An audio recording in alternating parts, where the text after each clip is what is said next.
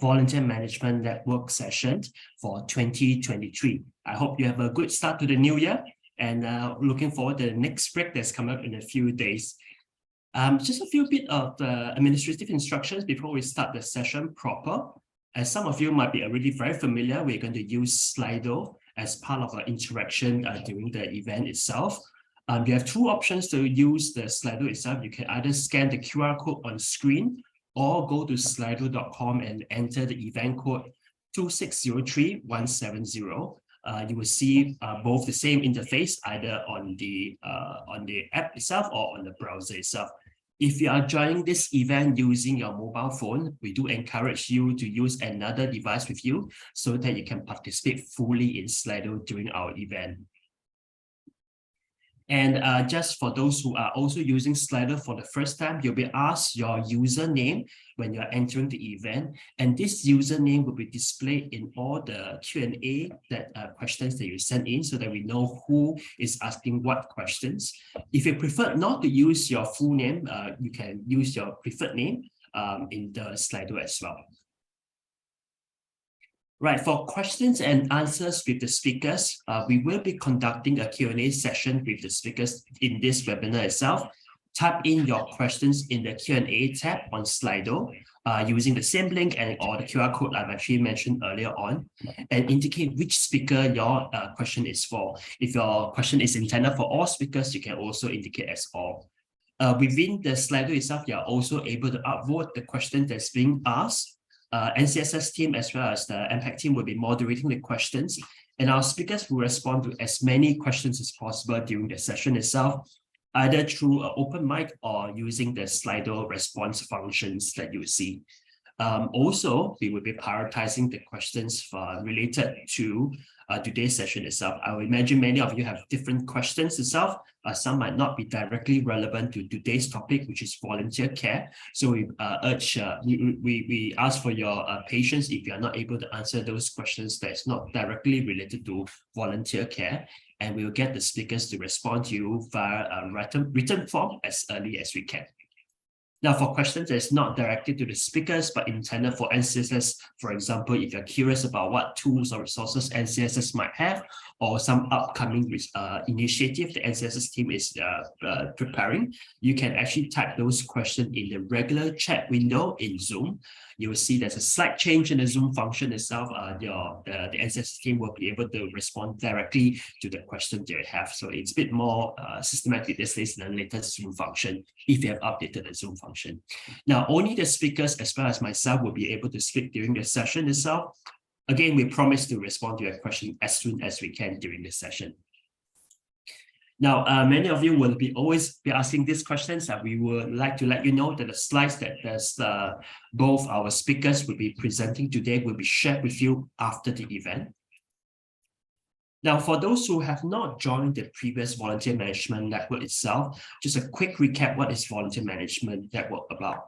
It is actually organized by the NCSS team to provide volunteer management practitioners, like many of you in the audience, with the opportunity to learn from subject matter experts or fellow practitioners, to share best practices among the social service agencies, as well as ignite collaborations within the social service ecosystems. Our theme for 2023 Volunteer Management Network is charging the new horizon in volunteer management. So this is the overarching theme, as well as the objective of this network itself. Now, some of you might have already attended our first session last year in September and November. We are in our third session for this series itself. And today's series itself will focus on how to invest in volunteer care for a purpose-driven and holistic approach to volunteer development. We have a wonderful lineup of speakers and panelists today with you. We have Amba from SINDA, as well as Ginny from People Association. They will be sharing with you how these two organizations conduct their volunteer care itself, how they have actually used specific frameworks to guide the self-development as well as skill development of volunteers, and also how they have actually leveraged on the volunteers themselves as well as their volunteer managers to build networks of volunteers so that the social support for the volunteers will be strengthened. We also have Anne here today who will be practicing with us a mindfulness exercise. Some of you might be interested to do mindfulness exercise for your volunteer, or also for yourself or for your team members. This will be a good opportunity to have a quick exercise so that you can actually take the same exercise and do it with your team members. All right. After the two presentations, as well as the mindfulness exercise, we will be having a panel discussion, and this is where we will explore further on how everyone can do better volunteer care for your volunteers. And also, you will also have a chance to ask some of the questions that you have that may not necessarily appear in the presentations or during the panel discussions. So we do welcome you to chip in your questions as early as when the presenters are presenting their segment itself. All right, so for those who have registered via the online link itself, you will see that we have also embedded some questions to uncover what have you been doing in terms of volunteer care, your respective agencies. So we're going to take the opportunity to share some of the key findings that we've actually received from you. And I think this is also an opportunity to see whether within the sector itself, whether there's a shared wisdom and whether we are all doing working towards volunteer care or not. So a quick recap, this is the number of people that, this is the group, the makeup of today's audience itself. We have about 350 people who sign up in today's session. Some people might be still joining our session as we go along. But by and large, you see that most of you are either from the social service agencies or NPOs. Quite a number of you are also from the government ministries as well as public agencies. We do have some participants from corporate sector as well as social enterprise or grow up initiative. And we have also heard that some of the audience today are actually from overseas, wanting to discover how does the Singapore ecosystem itself does social service, does volunteer care for in the sector itself. All right, so a good mix of people we have in today's audience. Now, in the survey itself, we've also asked you how important you think is providing volunteer care for your volunteers. So 98% overwhelmingly, many of you think that it is very important or important to provide care to your volunteers. On the right-hand side of the screen itself, you see that 75% of you think that your agency is already providing volunteer care, either very well, or adequate care to your volunteer. So it's quite encouraging that we have a good number of people who are already quite advanced, or rather I would say experienced in providing volunteer care. For those of you who might not think that your agency is doing that well, hopefully in today's session itself, you get some new ideas and get inspired on how to provide volunteer care in a way that you can support through your resources as well as skills. Now, among all the things that we are talking about in terms of volunteer care, quite a large number of you say that self-development and social support are the top two aspects of for volunteer care itself. That's quite a good balance, and obviously about a third of you also feel that mental well-being for volunteer is an important aspect. And we have also asked you in an open-ended way, what are some of the categories of volunteer cares that you are already providing for your volunteers? These are how we have classified or grouped these types of volunteer care activity that you are already doing within your agencies. So about a third of you, starting from the right-hand side, from a third of you says that you are doing training and capacity building for your volunteer. About a quarter of you say that you are doing a lot on volunteer recognition and appreciation. Another quarter of you say that you do regular check-in and feedback or support sessions for your volunteer. And last but not least, many of you are also doing bonding and social activity. Now, I think many of these activities are not mutually exclusive. Within each of those activities itself, you are really trying to achieve either doing your volunteer recognition as you are also doing social bonding, or when you are doing your training and capacity building activity itself, you are also including regular check-in itself. So I think I just wanted to make sure that everyone is on the same page, that all these activities are not mutually exclusive, right? You can actually conduct many of these activities at the same time with your volunteer. So that's quite a bit of information shared among all our bridge set participants today. I'm just going to get you to do a very quick thought sharing based on what I have presented. All these informations are actually from your fellow practitioners. Give us an idea how with your thoughts, right? So this is where you I'll invite you to take out your mobile phone or go to slido.com, enter the event code 2603170. I'm going to ask you very quickly one question itself so that we can actually hear your fellow thoughts.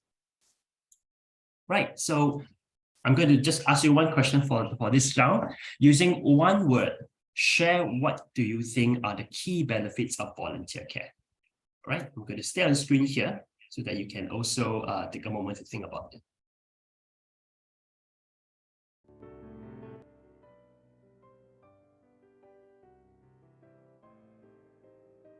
Right, in one word, describe what do you think is the key benefit of volunteer care. All right, so I think many of you are thinking that it's important to show appreciation to a volunteer, and it's also help to retain the volunteer that you have. Right, so many of the words that's appearing here is really about sustainability. It's also about partnering volunteers. I think quite keywords that's appearing in different shapes and forms is really about showing appreciation towards your volunteer. Also making sure that the volunteer is happy. That's actually a sense of empowerment and also engagement.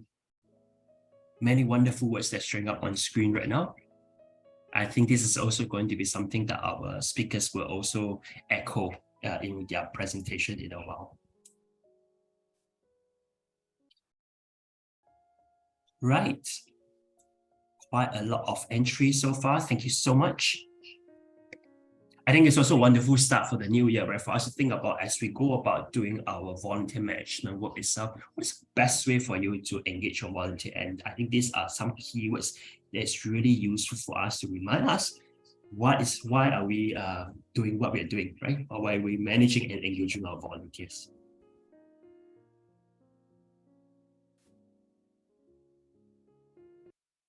All right, so I think we have quite a bit of submission. I do apologize if you are still sending in. Do share us with your thoughts later. All right, so what we're going to do next is going to have two our wonderful speakers to present to us what their respective organizations are doing. First, we have Amba. Amba is the acting senior manager from the Engagement and Volunteer Management Division with Cinda. And Amba will be talking about how Cinda leverage on its own volunteer management framework to explore volunteer needs, support their development, as well as keep them engaged and in their volunteer work. So I'm going to hand over the mic to Amba to take us through what Cinda is doing with their volunteers and what they're doing on a daily basis. I think over to you, Amba. Over to you. Good morning, everyone. Just give me a second while I pull up my screen. Okay, hope everybody can see. Once again, thank you and good morning to everyone. I'd like to thank NCSS for actually allowing me to share on some of Cinda's volunteer management practices that we do here. Okay, so a quick background. So Cinda was formed in 1991 with a handful of volunteers and only 3 full-time staff. Today, we actually have over 100 working staff who work in Cinda, but we also work closely with our volunteers on our programs and services. So we've actually developed very strong VM practices over the last 30 years, and we now work with almost 500 volunteers every year. So you can see that volunteers do play a very crucial role in the work that we do. We've continued to re-engineer our processes and culture. So what we do is we really want to attract volunteers who are passionate to serve our community as well. Now, within Cinda itself, with the volunteer management team, we have our own vision and mission. Really, the vision of the VM team at Cinda is to build a core of volunteers to help shape the Singapore Indian community, which is closely aligned to Cinda's vision. What we strive to achieve is to provide an enriching, empowering, and evolving volunteer experience with all our volunteers.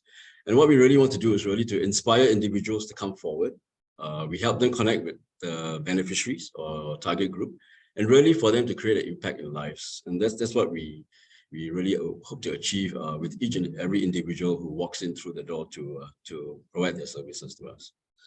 So before I go on, I just want to show a short clip on volunteer management. Just take a look at this.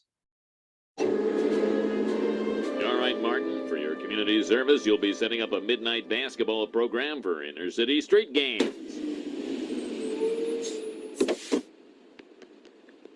All right, gang, shirts and skins, let's hustle. Millhouse, do you like the beach? Who doesn't? Good.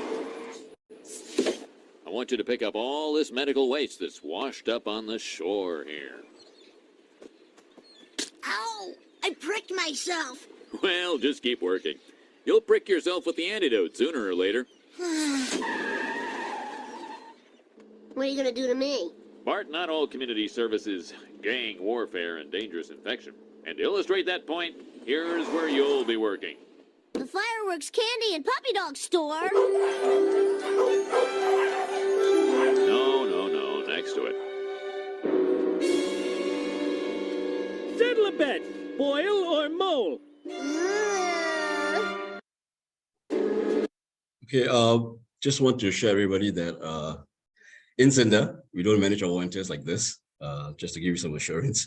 Rather, volunteers are really key to our organization, and we really work with them in a partnership, right? It's not very directive, but rather it's in a partnership. So again, quickly, we want to share that this is our volunteer journey. It's very similar to most organizations, right? I mean, we do our recruitment both in different platforms. Majority of our volunteers come through our volunteer.gov.sg website. That's where they sign up for their interest to work with us. Of course, we then provide the necessary trainings with skills to really perform their volunteering duties as well. At the deployment stage, we do a lot of comprehensive comprehensive formative and summative evaluation of the experience. So that evaluation continues throughout the whole entire deployment and after that as well. And then finally, of course, we recognize the successes and also their efforts, right, in both formal and non-formal events. So very similar to what all of us are doing here. So how do we then do this entire journey? Is really by having a volunteer management framework that we developed and what we call the 3 E's. Really, our aim is to really provide an enriching volunteer experience by providing meaningful volunteering opportunities so that every opportunity they do is meaningful. We empower our volunteers by creating leadership roles within the organization. And really, we keep evolving the volunteer experience, right? And how we do that is by really looking outside of the organization, looking at partnerships, collaborations, really to bring in experts to come in to support our volunteer growth and development. So this is what and how we do volunteer management in Cinder. So I'm going to talk a bit about the empowering part for today, just touch a bit on it. So like I said, in Cinder, we strongly believe that a volunteer-driven organization should have the volunteers at the heart of it, right? So in order to achieve these goals, what we are trying to do is we develop various volunteer leadership roles, right? So the volunteers grow within the organization. So we have 3 different areas where we groom our volunteers to take up leadership roles. One is at program coordinators. This is at the program level. Really, they come in to help us to plan, implement, and evaluate the volunteer programs itself, right?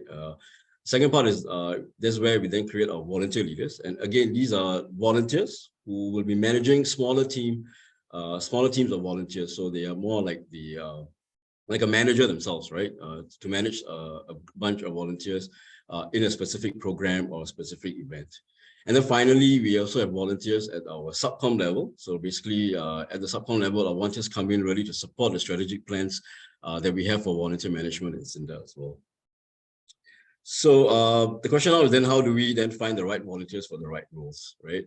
So in Cinder, we developed what we call a volunteer competency framework. So using competencies as a tool, we really then look at how these different competencies, first of all, we can see them in the volunteers, and we want to develop these competencies at different levels, right? So we have 4 key domains, talking about the knowledge.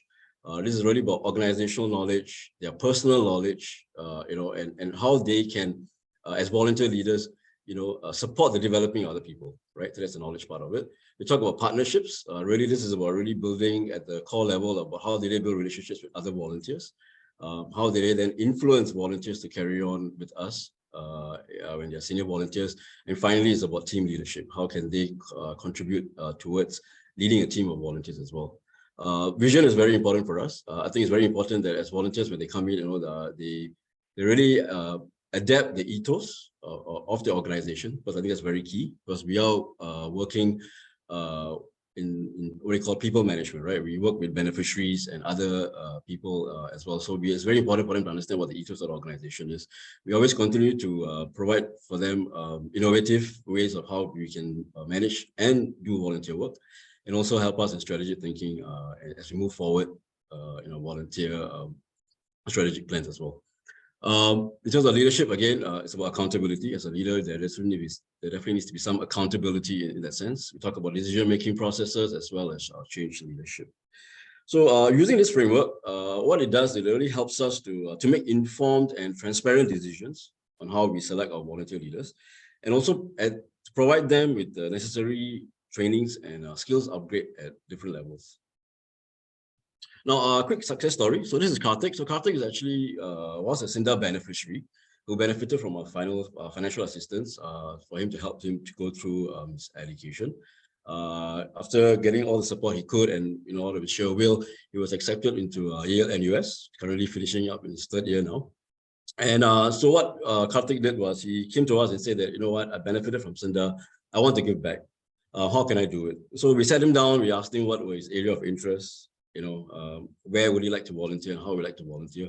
And he put up his hand and said, I'd like to actually read to the kids because he fundamentally felt that, reading and skills are really fundamental to how the kids can then develop themselves, both in school and holistically as well. So we got him in as a volunteer reader. And during this period of time, he was actually completing his NS. He was an army officer. So we knew that he already had leadership qualities already. We identified those skills from the onset. And as he progressed along the program, we realized that he fits the competencies to be a volunteer leader, which is why we then appointed him as a volunteer leader to manage the entire reading program along with 2 other volunteers, right? So after a year of reading, he got the experience, and then we put him up to be a volunteer leader to lead other volunteers in the reading program. So in our SINDA's reading program, it's actually volunteer driven. They come up with the syllabus, they train their own new volunteers, they manage the parents, the kids. Everything is all done by the volunteers themselves, led by the volunteer leaders. And we provided them with the necessary trainings, right? We sent them for NLB reading programs to be able to read to kids. We work with communication trainings as well, so how they can communicate with the kids, things like this that we always support them in terms of the development as volunteers. And moving along, then we realized that there was a lot of potential in Karthik. So we appointed him as a youth representative at the volunteer management subcommittee level, really. And right now, Karthik is actually overseeing our youth recruitment strategies to really see how we can recruit more youths like him to join the organization. So again, this is a success story from us in terms of how we use the competency framework, how we then develop the volunteer with necessary skills, and also using what they already have, really to enhance their volunteering experience, not just for themselves, but for other volunteers along as well. So the question now is then, how do I do all this, right? I think some of you have this question. So how do I even start? So in SINDA, we have this thing called the ASK model. Of course, many of you are familiar with the ASK model. It's about attitude, skills, and knowledge. But in SINDA, we kind of put a slight twist to it. Really, our ASK is slightly different. The first thing is really when that volunteer walks through that door, is really the first thing to do is really to ask the volunteer what they want out of volunteering. Everybody comes in to volunteer for different reasons. So it's important for the organization to ask really what they want, right? And it's also important for the organization to tell them what they can offer, right? Because some of them will come in with a lot of expectations, and when the organization is unable to support them, it becomes really difficult for the volunteer to move on as well. So once these two are met, right, then what happens is it becomes a strong volunteer partnership, because end of the day, it's a win-win for both parties, right? The volunteer gets what he wants, and the organization also is able to fulfill some of his needs as well. Next part is S. So S, where we talk about S, is really about the supporting part of it. It's really about supporting the volunteers through the trainings, the engagements, and also the networking opportunities, which is very key in volunteer growth. A classic example of this is when we have volunteers coming to network, there are volunteers from different backgrounds, right? Professionally, some of them are coming in who are insurance agents, some of them who are real estate agents, and we realize that a lot of them actually connect, and we realize that the volunteers actually connect with them and say, hey, I need to buy a house. Can you help me with this? So there's a lot of opportunities for them to also network with people that, you know, who might actually meet their other needs as well. So that's why networking opportunities are very, very crucial. And what it does is also it helps to build that bond. For instance, we had volunteers who actually found out they were living just a block from each other, right? They were young moms. They came in and they were supporting. They realized they were actually living just next to each other.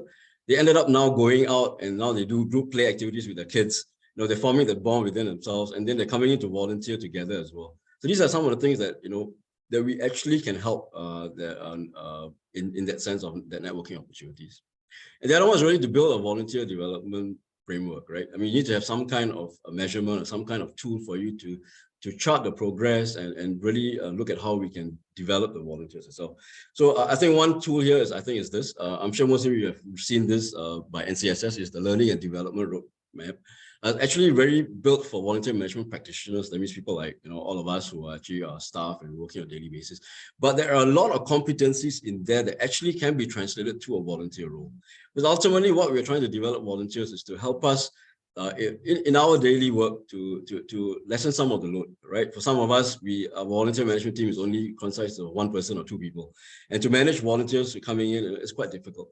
But when you are able to develop volunteer leaders, they can take some of this load off your team as well. So they can also then engage the volunteers directly as well. So there's a lot of competencies in there that can be translated, and that probably could be a good start for you if you're looking to build a volunteer development framework. Last part is also the case. Again, this is about keeping the relationship strong. And how you do that is by really validating the volunteers' work. So this could be at both, you know, at a very informal or informal stage. In SINDA, we are very particular about our micro engagements and how we recognize our volunteers. So we include the families as well.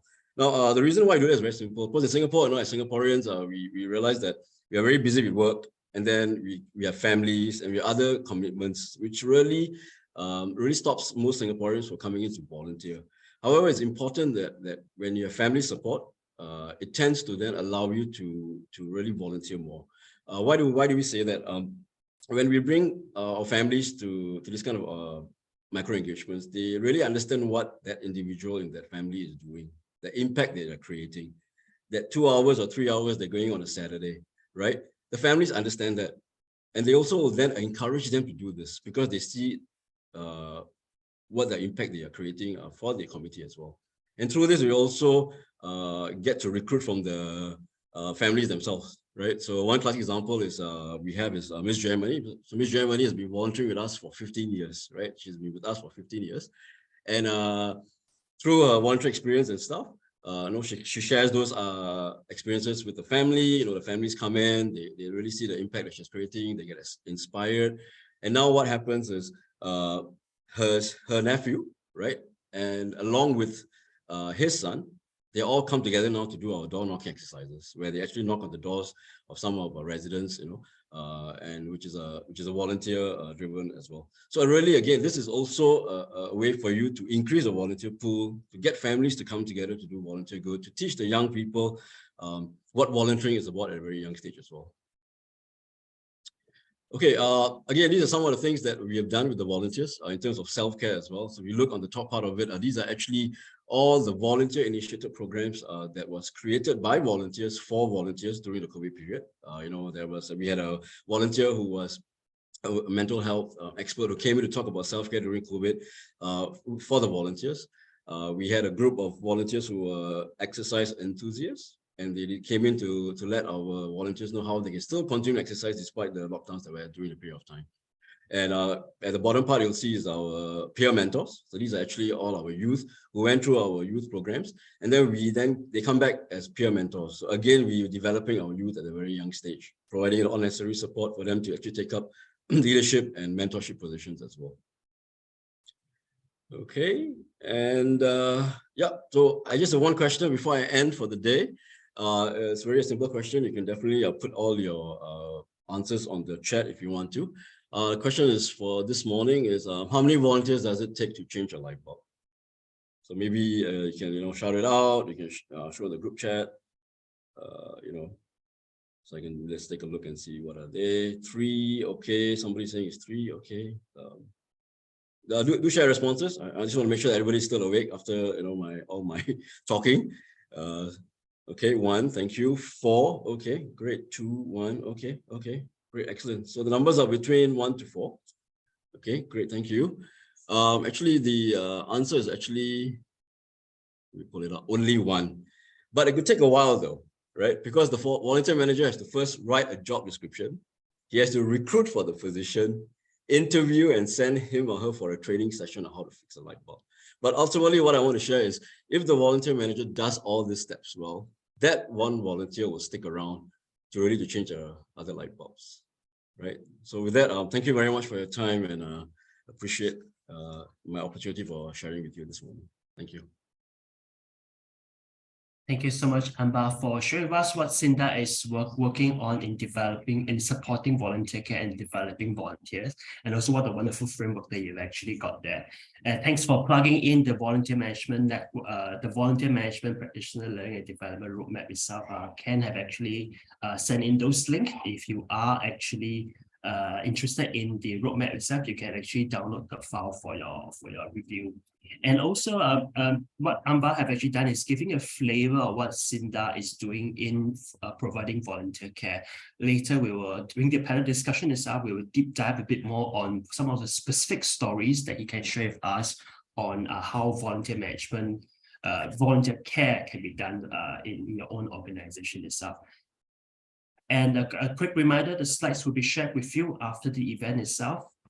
And also keep your question coming. If you have any question related to Anbar's presentation or Jeannie's presentation in a while, do scan the QR code and enter your questions there so that we can answer them during the Q&A session right after the panel discussion. I'm going to keep it on screen for a while so that you can you can scan it and then start asking the question that you might have after Anbar's presentation, very fresh. All right, so I'm going to move on to invite our second speaker. Our second speaker is Jeannie, and Jeannie is the Assistant Chief Executive from the People's Association. Now, many of you might be very familiar. People's Association has a very wide network of grassroots leaders and community volunteers. And Jeannie is going to share with us how PA as an organization leverage on its grassroots volunteer management and development framework to guide its volunteer development as well as volunteer care. So you get a chance to hear how they have actually customized or rather decentralized volunteer care based on the different type of profiles of volunteer based on their own location itself. I'm going to hand over the mic to Jeannie, who will take us through her presentation. And I think there's a video sharing as well. Over to you, Jeannie. Hi, morning. I hope you can hear me. So first of all, I'd like to thank NCSS for inviting me to this session. I thought it was a great session to learn from one another. In fact, I'd like to caveat first before I start sharing that I don't profess to be an expert in this area. In fact, we are constantly learning from one another. I thought this is a great platform. So I'm looking forward later to the Q&A session where we can all discuss and learn from one another. In fact, the earlier activity where it shows 75% of the participants here and your organization are doing good in terms of volunteer care. So I do really hope to hear more from all of you. Okay, let me pull out the slides first.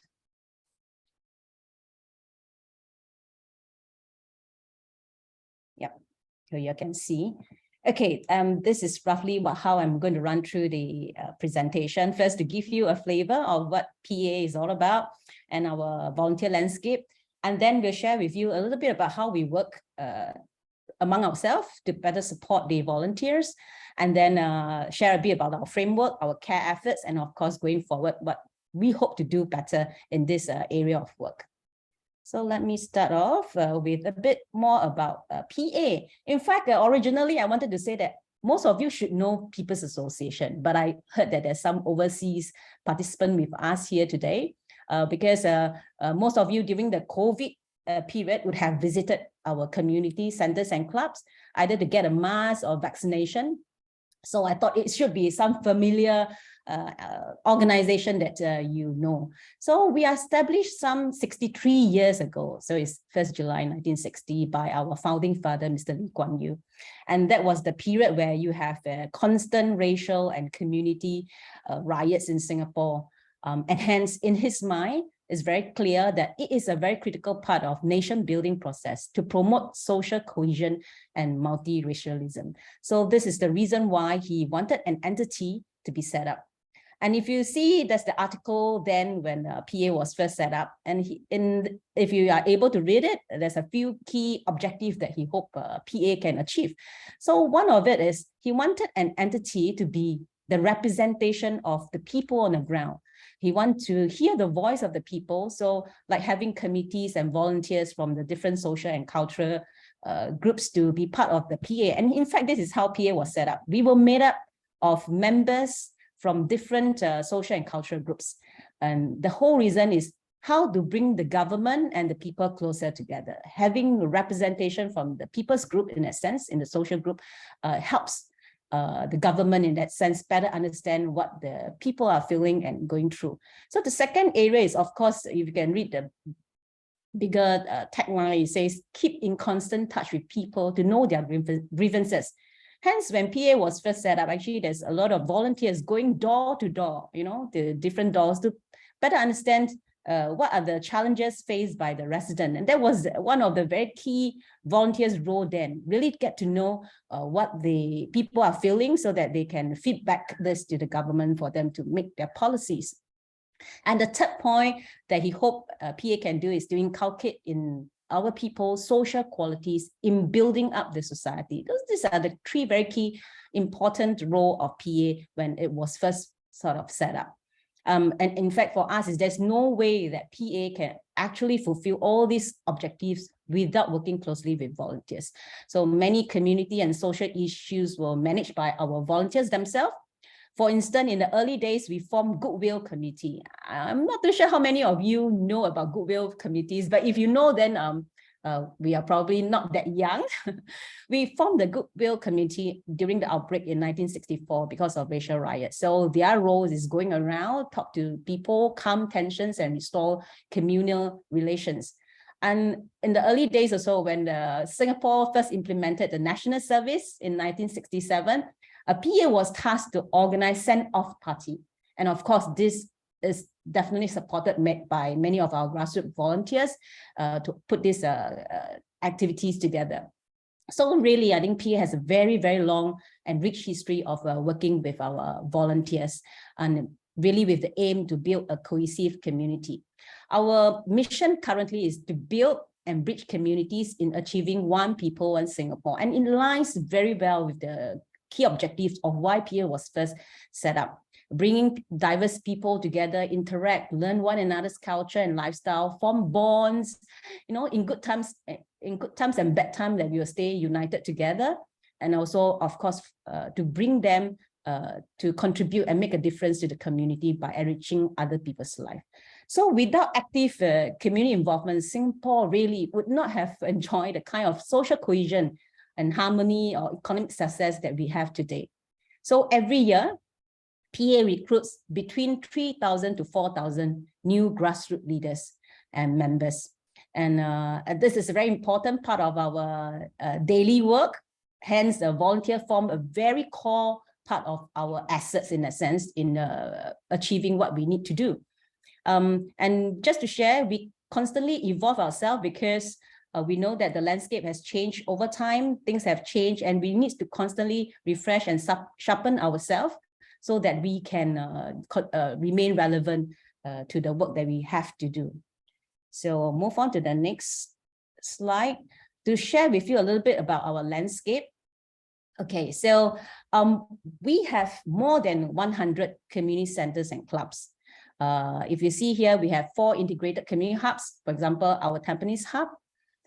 We have more than 900 resident committees. And then of course, if you're Singaporean, you would have known that you have a RC center right at the Void Deck. for every 10 to 15 blocks, actually, we have a resident committee center being built up, and they are actually fully run by our volunteers. Of course, there's some support from PA officer, but they are actually managed by our volunteers.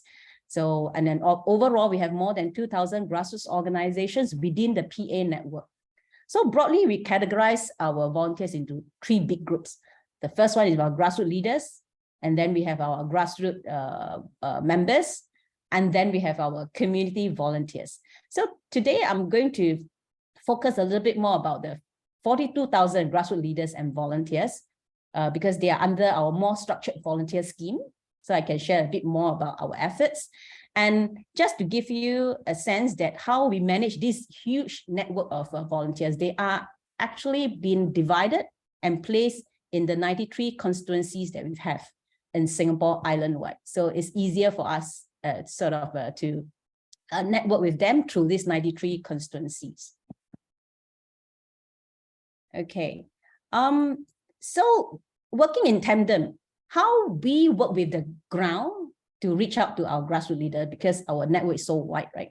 So at the PA headquarter level, we will put together necessary resources like systems, our policy, schemes, funding, etc., to better support the ground. So some of the big systems that we have, for example, are Grassroots Connect, where our volunteers can actually go into this platform to sign up for courses that they wanted to pick up. We have a training arm, NACLI, if you not have known. We have a special training institute to put together training programs for our grassroots volunteers. So they can do that through the system Grassroots Connect. And other framework we have like appointments, reappointment, it goes through a big system that we can better support the ground so that they can self-serve. So these are things that we put together at headquarters to support the effort from the ground. So at the constituency office and offsite, just now I mentioned about the 93 constituency that we have, they will, on top of the support given by headquarters, on the ground, they actually customize their own outreach program to their volunteers. So they can go through different initiatives such as putting together a buddy system, for example, their own appreciation outreach to their own volunteers, and they can customize that. So together with the headquarters and the efforts from the constituency office on the ground, we can better support our grassroots volunteers. And if I go to the next slide, you can see these are some of the nationwide activities that we put together at the headquarter level. So every year we have a Chinese New Year garden party. So there's one coming up after we ceased for 3 years because of COVID. It's coming back this year. And our chairman of PA, which is by default the Prime Minister of Singapore, is the chairman of a PA board. Hence, he will grace the occasion to show his appreciation to our volunteers. And other activities such as like pre-budget dialogue, community seminar, these are all platforms that we put together to ensure that volunteers from all island-wide can come together to learn from one another. So the pre-budget dialogue could be taught actually gives our volunteers information of some of the policies that the government hopes to run through. So a pre-budget dialogue does get feedback from the volunteers so that they can make better plan for the policies. And community seminars is our annual seminar that bring all the volunteers from 93 constituencies to come together so that we can chart our direction forward, share with them what is the plan for the entire PA in, say, for this coming one is 2023, what we are supposed to do. So these are the different national level efforts by PA headquarters. And then at local level, they have their own appreciation sessions, they have their own constituency work plan, etc., and also team bonding and team building activities. And the picture that you see from the right-hand corner, bottom corner, is actually one of our own Passion Wave outlets where we have water activities. So we bring them out to enjoy some of these activities that's provided within the PA umbrella. So these are the different types of activities. So I move on next to share with you our framework. So to us, when we talk about volunteer care, and we think that volunteer care needs to be embedded within the entire life cycle of this volunteer. From the time they join us, in fact, before the time they join us, in our planning process, you have to already start thinking about how you can better support your volunteers. What can you put together so that their experience is good and they can contribute better and they can fulfill what they hope to achieve as a volunteer, and they can stay long with you. So from the planning process to recruitment and observership. So we do have, in that sense, put together a observership sort of guidelines, how to better support the volunteers during the time where they are still observing, learning. So like things like buddy system, mentorship that the COs can put together. CO is a constituency officer. Then all the way through appointment and induction, training, development, we have all sorts of initiatives put within each of these steps to ensure that we exercise care, that they feel connected with the organization, all the way to recognition. And under recognition, besides sending greeting cards, having some benefits of passion cards, I thought another important part is the insurance that we have put together to support our grassroots volunteers. This is important because our grassroots volunteers are out there organizing activities and events. So in the event that something happened during their course of doing all these activities, they are protected. So this is another form of care that we need to exercise for them. And of course, renewal and exit management. Till the time that they want to exit from our organization, we still need to exercise a bit of our care, for our volunteers. So things like thinking of, if you want to exit from our grassroots volunteer scheme, is it because you can't have too much commitment, for example, or because you have reached certain age and you feel that you need to slow down? We have a separate scheme for you if you are stepping down as a former grassroots volunteers, so that you continue to stay with us. Even if your commitment level is not as high as before, we treasure your network and we treasure your opinions and feedback. So there is actually another scheme that we put together so that they can continue their journey with us as a volunteer. This is a quick snapshot about how we plan care within the entire cycle of our volunteer management. Okay, so this is a quick summary of what we have, our care effort at the PA headquarter level and also at the local level. So I have already shared earlier, so this is just a summary of what we have. I'm not going to spend too much time on this. Okay, next, move on to share with you some reflection for our volunteers. As you can see from these 4 volunteers from different constituencies and taking up different roles in the GROs, besides actually gaining leadership skills and opportunities to see the world, because we have exchange program. You also have volunteers that feel that after being volunteering, they become a better person and better leader. And of course, gaining more sense of responsibility and empathy, and also having their life being more meaningful. I think the one that string all these 4 feedback together is the part where they feel connected to a bigger community, and other than their own personal network, they are actually connected to more than their own social circle. So we thought this is important. I just share quickly a quick story about how being connected is very important. So we do have a volunteers that I call it Madam A, that actually join a sort of RCs to support the RCs in their activities. So one of the activities that she support the RCs in organizing is the Tai Chi for seniors. So she will be regularly, twice a week, she will go down to the RC, the field outside the RCs, and then do morning exercise with the residents in that area. So there was a period she was actually not feeling well, so she stayed at home. She's alone, staying in this 3-room flat, and because she didn't turn up, and because she's connected to the RC's members, and they came together and thought that, hey, how come Madam A has not appeared for the last few days, few sessions? So actually they went up to, of course, to her house and knew that she's not feeling well. And of course, they ensured that they brought her to see the doctor, take care of her. So I thought this is a very important part of volunteering as well, being connected to more people around you. And hence, when you are in trouble or you need some support, there are people looking out for you from one another. Just a quick sharing. Okay, I'll move on to the next.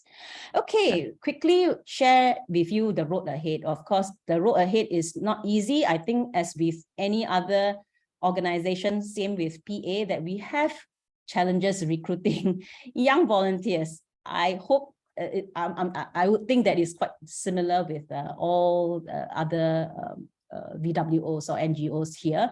It is an issue because it's not easy. Our volunteers have changed, the profile has changed. They may and may not be as committed as previously because there's so many things that needed their attention. And what we found also is not that the youth don't like to in a sense volunteers, but they probably wanted to volunteer for something that they feel they are interested in, they are keen, and also the time that they can contribute. Maybe the window is not as much as per before in that sense. So we have to start thinking about how are we going to change and to ensure that we continue to be able to be attractive. And like I think what Amber earlier has shared about knowing what the volunteers need and want. So we came up with this community volunteer scheme. And it is a sort of if we know, it's also can be called an ad hoc volunteer scheme, where people or individuals can sign up for a cause that they feel they are interested in. And it is sort of a less structured in a sense that as and when they have that window of time they are willing to give, they are able to come and work with us to reach out to the community in the area that they are interested in. So this is a sort of a new community volunteer scheme that we continue to work on it. We just launched 2 years ago. It is a more structured community scheme than ad hoc volunteer scheme. So this is something that we are working on. Of course, the other area that we need to continue to work on is capability building, and of course, how to better digitalize our system so that we can provide better support to the volunteers and of course our residents. And we are working on this community marketplace. Hopefully there will be a platform where the demand and supply of volunteers can be easily found in one platform, where there are people who hope to give their time or their expertise, for example, time even for tuition, time to share a bit more about the sort of a care scheme, for example, even including this care scheme. And there's people who can go into it and say that I needed this tuition schemes that you are offering, and I'm able to pick it up from there. So we are hopefully we can put together this community marketplace where we can bring resources better together and better support their community. So this is some of the efforts that we plan to roll ahead. Okay, my last slide is actually to share with you the video that I'm going to play in a while. And it is actually from the lens of our own grassroots volunteers called Madam Suryati. She will share with you her journey during this COVID period and how the volunteers came together and then work with one another, and the need to, of course, constantly looking at how to upgrade their own skills so that they can better reach out to the community and better support the community. You may think that hey, this particular video has nothing to do with volunteer care. So what we want to share with you, actually, this is also a part of effort to show care to our volunteers by doing small things as such, filming a thank you video, showing our volunteers in action, compile some of these efforts that they have been showing, they have been doing, so that we can really thank them. And my personal take is actually, you don't have to have big budget in a sense to do good for volunteer care. It could be simple things like a handwritten note saying an appreciation to your volunteers. You can plan for some simple networking session like movies, picnic outings, and etc. Send them cards, and also, for example, if they have their own personal achievements, right, you should celebrate with them. So I think these are all small little things that we can do really to show our care for our volunteers. And like I say, they are very important, and to PA, volunteers is a very, very important asset that we have, and we are constantly looking at ways that we can better support them. So, and I'm going to end here by pulling out the video. Give me a minute.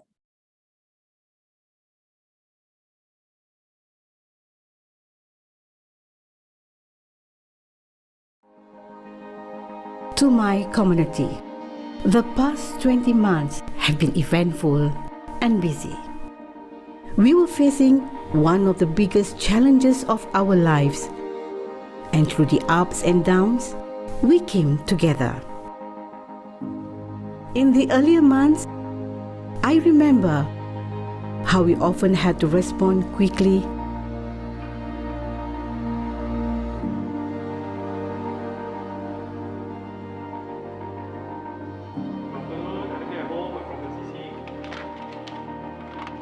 working through the night to adapt to changing circumstances, assisting residents to keep our community safe. And it wasn't easy. There is so much we wish we could do again.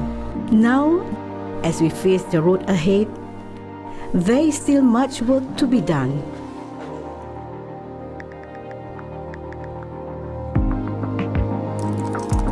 More connections to be made, more groups to reach out to. As we rise to new challenges, I know we can rely on each other. Together with our community partners, volunteers, and staff, we will continue to be there for those who need us.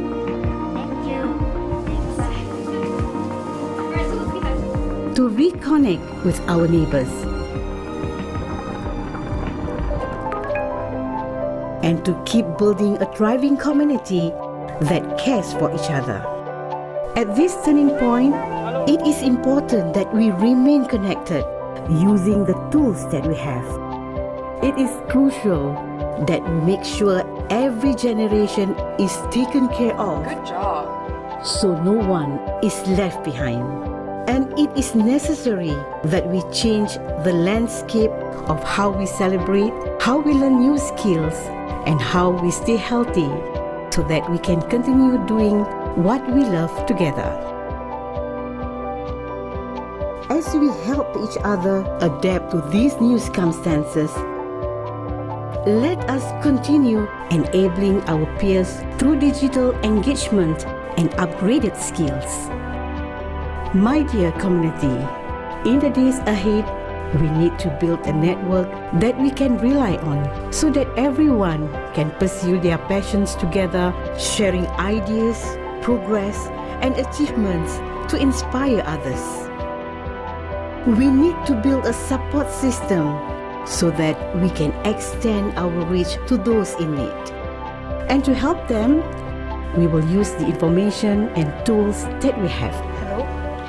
Forming relationships with industry partners and organizations in a way that empowers the community.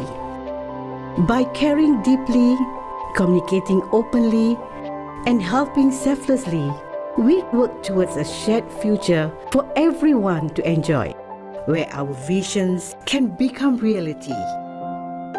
In the days ahead, I foresee our networks bringing people together meaningfully to spark an impact.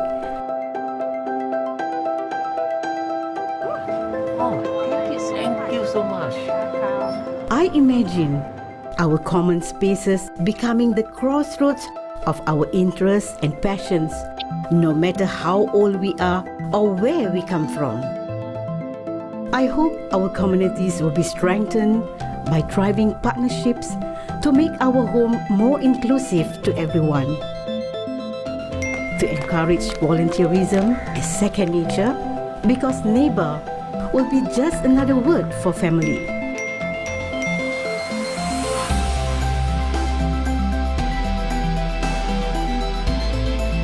Together, we will build a space that everyone can call home. And we will reach out to every resident, no matter the distance, to connect and celebrate with each other, because this is our community. I cannot wait to see what we will achieve in the days ahead. Let us build a future where together anything is possible.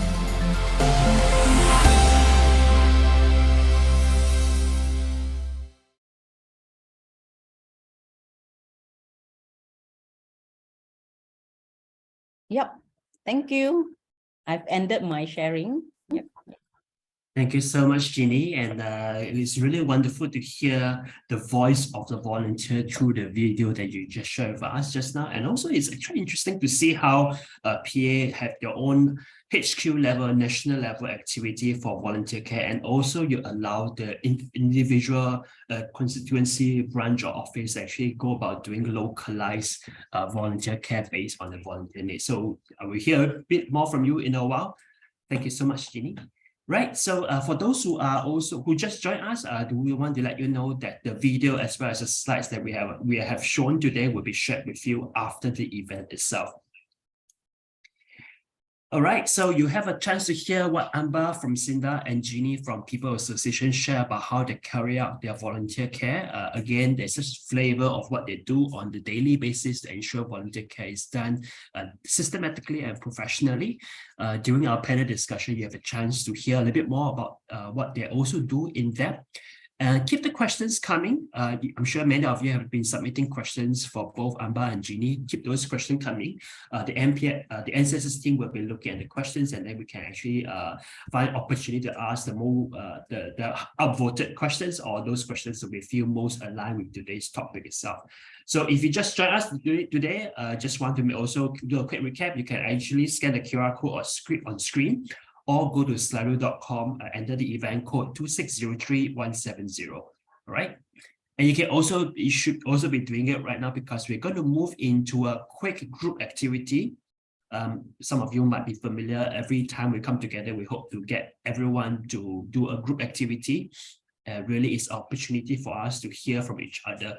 Now, in this group activity we're going to do next, we're going to tap on the collective experience as well as the wisdom to generate idea for volunteer care.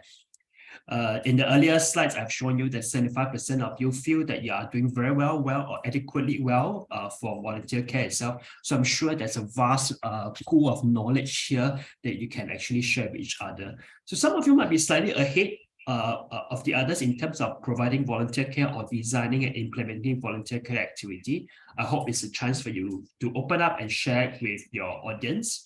Similarly, some of you might be doing some of a volunteer care activity for a while, and you're looking for new ideas. So hopefully you can also tap on this exercise to generate new ideas for volunteer care in the coming new year.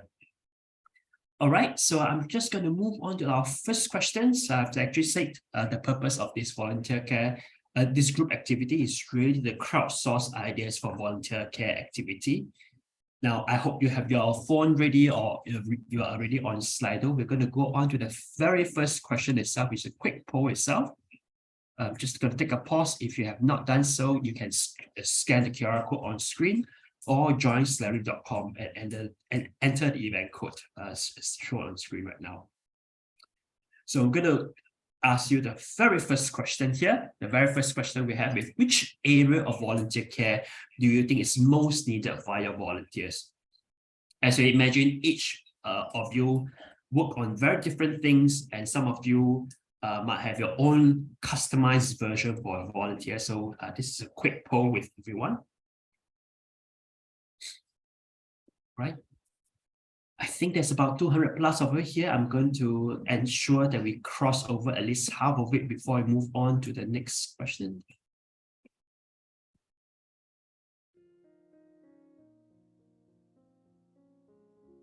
So far, many of you, almost half of you who have responded so far say that social connection is the most important aspect, right?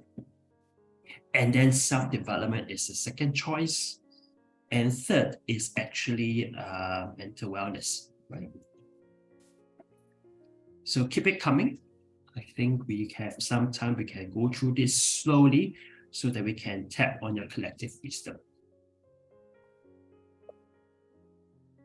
All right, 120 of you have responded so far. I'm just going to give everyone a bit of a minute so that you, for those who are just coming on Slido, you can actually join us as well.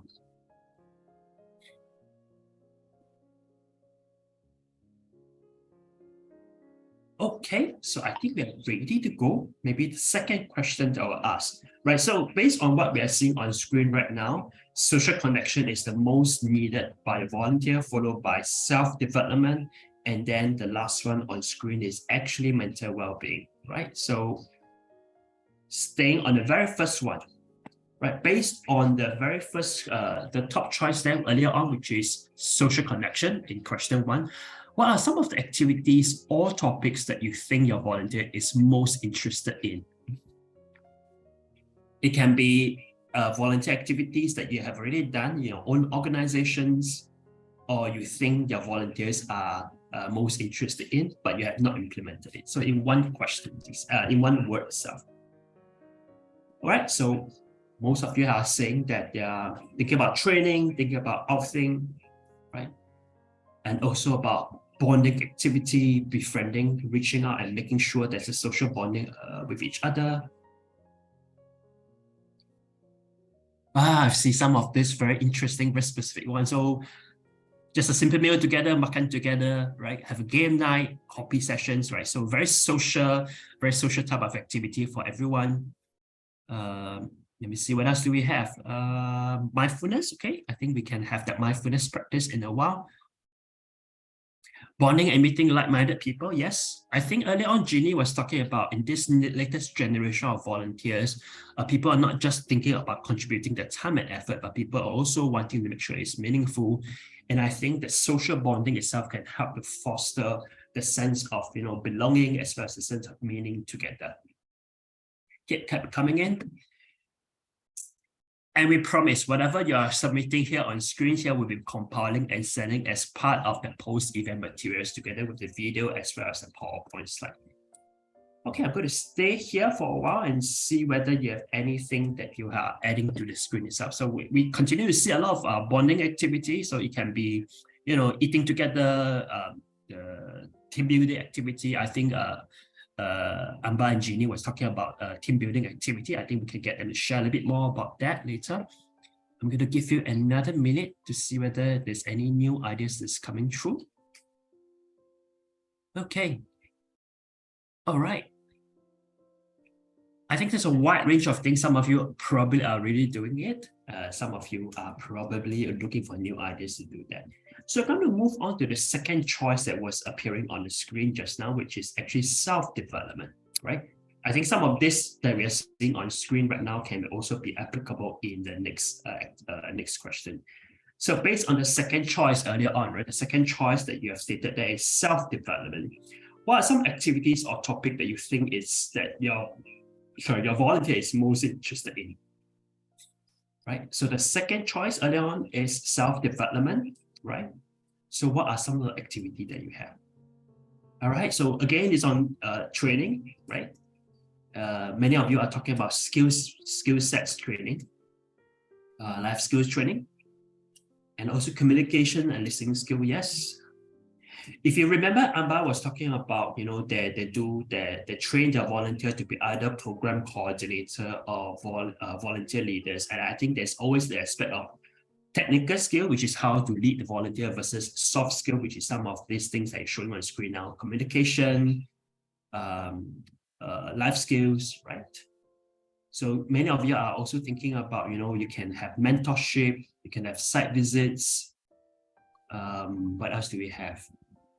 Yeah, so mentorship, services, there's even anger management and stuff. I think there's a lot of soft skills that can happen, right? So apart from technical skill, which is actually very directly related to the volunteer role activities that they have to do as part of their volunteering. There's also soft skills itself, such as anger management, communication, and listening skills, right? Showing empathy, also facilitation skills. Yep, quite a bit of that. And you can carry out those soft skills and technical skills training either through very formal skill set training or certified training, or you can go through it through mentorship or coaching itself. Right, I think many of you are really generous with your thoughts and ideas here. It is, in the interest of time, I'm going to move on to the third question, which is the last one that you have actually shown on, you have selected on screen right now. So in terms of mental well-being, what are some of the activities or topics that you think your volunteer is most interested in, right? The third choice, not the least, but the third choice earlier on is on mental well-being. So for those who have actually been conducting mental well-being or anything related to self-care in your own organization, tell us a bit more about what they've been doing. Okay.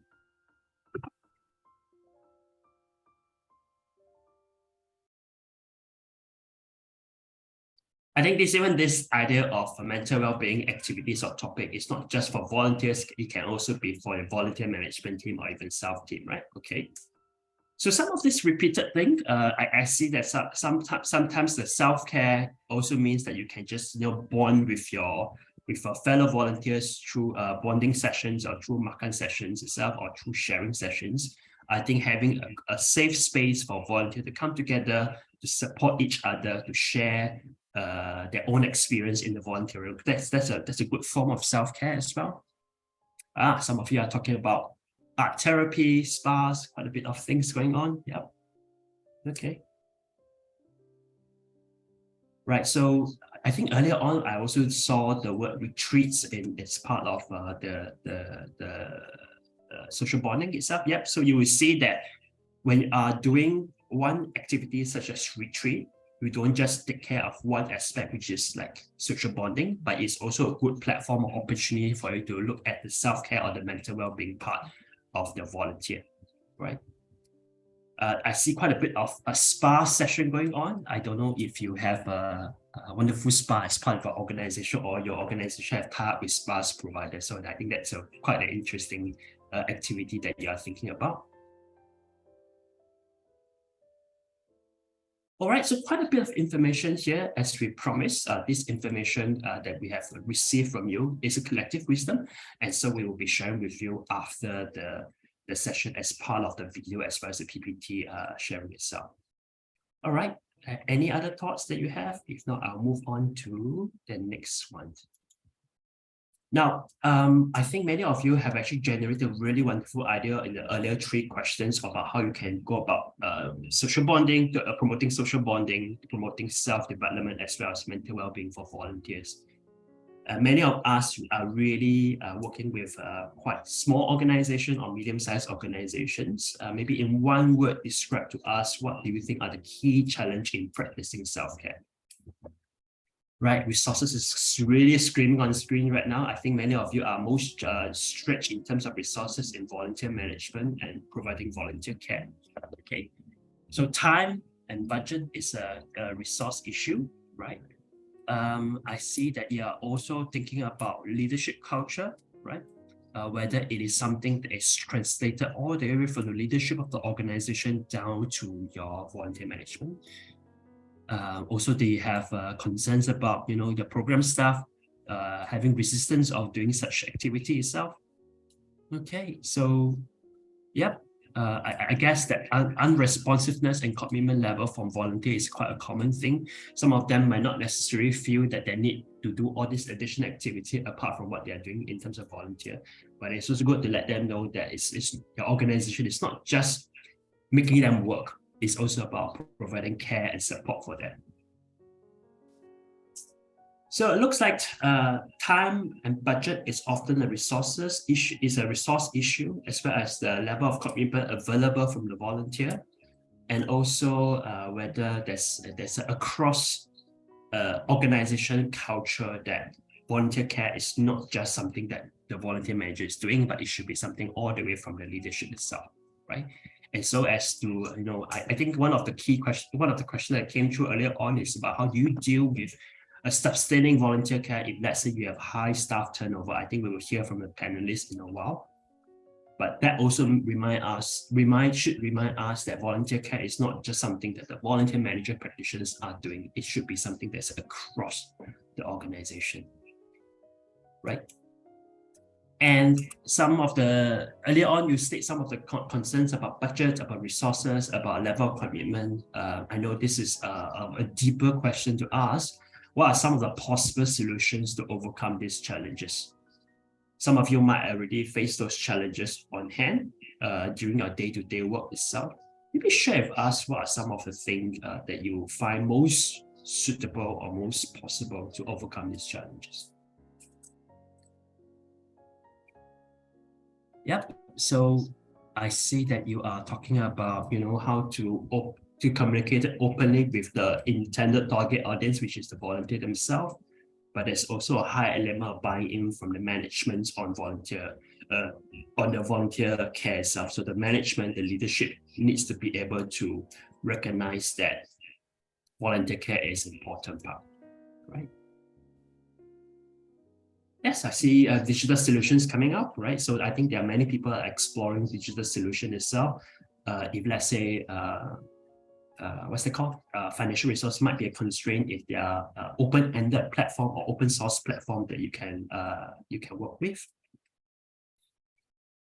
Right. So quite a bit, I think quite consistently, we see that management buy-in is something that you really feel that you need support with in order to overcome those challenges. I think this is some of the solutions that the ancestors team can take away and digest, and how they can actually come in to support you in terms of volunteer management work itself. Yeah. Also to prioritize time and manpower, I think that's quite a lot of things. It looks like it's something that you have been thinking of quite a lot. That's why it's coming in really fast. Collaboration, yes. Okay. So I think it's something that we will later hear from both PA as well as Cinda on how they are able to collaborate, so that some organizations who might be a bit more restrictive in resources or limited in resources can go on supporting each other itself. Right, I'll give you maybe 30 seconds more to fill them up. All right, I think we have quite a fair bit here. Yeah, so we hear different things: collaboration within organizations, across the organizations, as well as within the ecosystem. I think this is something that really, as a whole ecosystem, we can spend time thinking about how we can actually promote volunteer care itself. I mean, at the end of the day, if you look at the entire event that we put together today, it's also getting everyone to realize that it's not just about training volunteers to meet your volunteer roles needs, but it's also about making their involvement sustainable, right? It's not just meeting it is important to make their volunteer opportunity or volunteer role meaningful and engaging, but it's also about addressing some of the other needs that they have in terms of their social connections, as well as self-development and mental well-being, right? All right, I think we have quite a bit of things here. Thank you so much for sharing your thoughts. I see that they're coming in, but in the interest of time, we'll move on. Thank you so much for those who have actually contributed their thoughts to it. All right, so I think we have actually gotten you to think a lot and participated a lot. So maybe it's a good time for us to have a quick break. If we can have a 5 minutes break, can we all come back? My time is 10:48 now. We'll take a 5 minutes quick toilet break. Come back at 10:53. All right, so I'll see you at 10:53 in a while. We're going to have next, as promised, Antia, who has already now with us. She's going to take us through a mindfulness session itself. So some of you who might not be familiar with Antia is a social entrepreneur, and she's very much involved in the many initiatives itself, including Hush Tiba, Work Wealth Leaders, and a Good Space itself. So I'm sure Antia will have a wonderful session with us on guiding us on how to do a brief mindfulness exercise. I'm handing over to Anthea. Thank you, Brian. Hello, good morning, everyone. Sorry that I couldn't be with you the whole time, but I did jump in and out when I could. So I heard snippets of Jeannie and Buzz sharing as well. So well done. I think before I get into getting us through and sharing this mindfulness session together, for those of you who may not know me, I'm Anthea, and today I'm really coming forward as both someone who obviously, like yourself, leads volunteers and works with volunteers, but also someone who's been a full-time volunteer for the last 10 years, and then before that for about 8 years or something like that when I was still in the corporate sector. And so part of that experience as a volunteer, runs through many of the agencies you would know, whether it's very special arts, which is now called ArtDis, UniFem, UN Women, Wings, and many also opportunities as a corporate volunteer during my time in the professional sector, and Daughters Tomorrow as well. Obviously, I was a founding board member. And then, as Brian said, I've also been given the privilege to be able to sort of start some of these initiatives. From Project Yoga on Wheels, where we have a group of volunteer certified yoga instructors coming together to bring yoga to the charities and SSAs, to a good space, bring very active Singaporeans who are also called change makers to address social challenges. Work Well Leaders really is a collective of CEOs, so this is a whole new level of volunteerism to champion mental well-being. That's also obviously SG mental health matters. So this is a group of mental health researchers, practitioners, and people with lived experience like myself coming together to advocate for changes in mental health policies. And then, of course, it's Harsh T-Bar, which is really, I think, the hat that I'm wearing today to give you a little bit of a taster to what we do or the team does. The team is led by a manager and brings together persons who are deaf and hard of hearing, as well as persons in recovery or living with mental health conditions, to bring, mental wellness activities, as well as obviously, an empathy building type programs to workplaces. Okay, I think I'm gonna go into it, but before that, I really can't help it, and I was glad that one person actually raised this point. I do understand because, there were three categories already separated for you in terms of, self-development, social connections, and mental well-being. But clearly it makes my heart ache to see that mental well-being you think is actually probably the least needed. I just want to put out there, and I have to, given someone who has lived experience in mental well-being, we usually don't think about mental well-being and mental health until we've lost it, which I have 16 years ago. And so I would say that none of the self-development or social connections that we think that we need, whether it's volunteers or, volunteer management practitioners, think volunteers need. Actually, all of this are all about mental well-being. And I think Brian alluded to that. And so I hope we don't think about this as a vertical issue. Mental well-being is a fundamental human condition. So when we think about volunteers, I really think it's really important. Also really wanted to add, to add on that, volunteerism really, most of the time in terms of narrative, seems to be about an act of service to others, but it's really just as important, if not more important, as an act of self-love, and therefore the whole well-being. So I think if we want to help our volunteers, get to know more of themselves, find themselves a meaning and purpose in giving back to others or supporting others, then I think the whole well-being aspect becomes really quite important. Okay. Before I get started, I really also want to just take this opportunity to thank each and every one of you here today. for the phenomenal role that you play in really creating and holding this space for so many of us as volunteers at different times of our lives, at different levels of commitment, to find our meaning, our purpose, and so that we can feel better about ourselves and therefore can do better for others and our loved ones. So thank you very much. I really think what you do is such an important job and work for society, for definitely Singapore. Okay, so why is mindfulness as an activity important for our volunteers?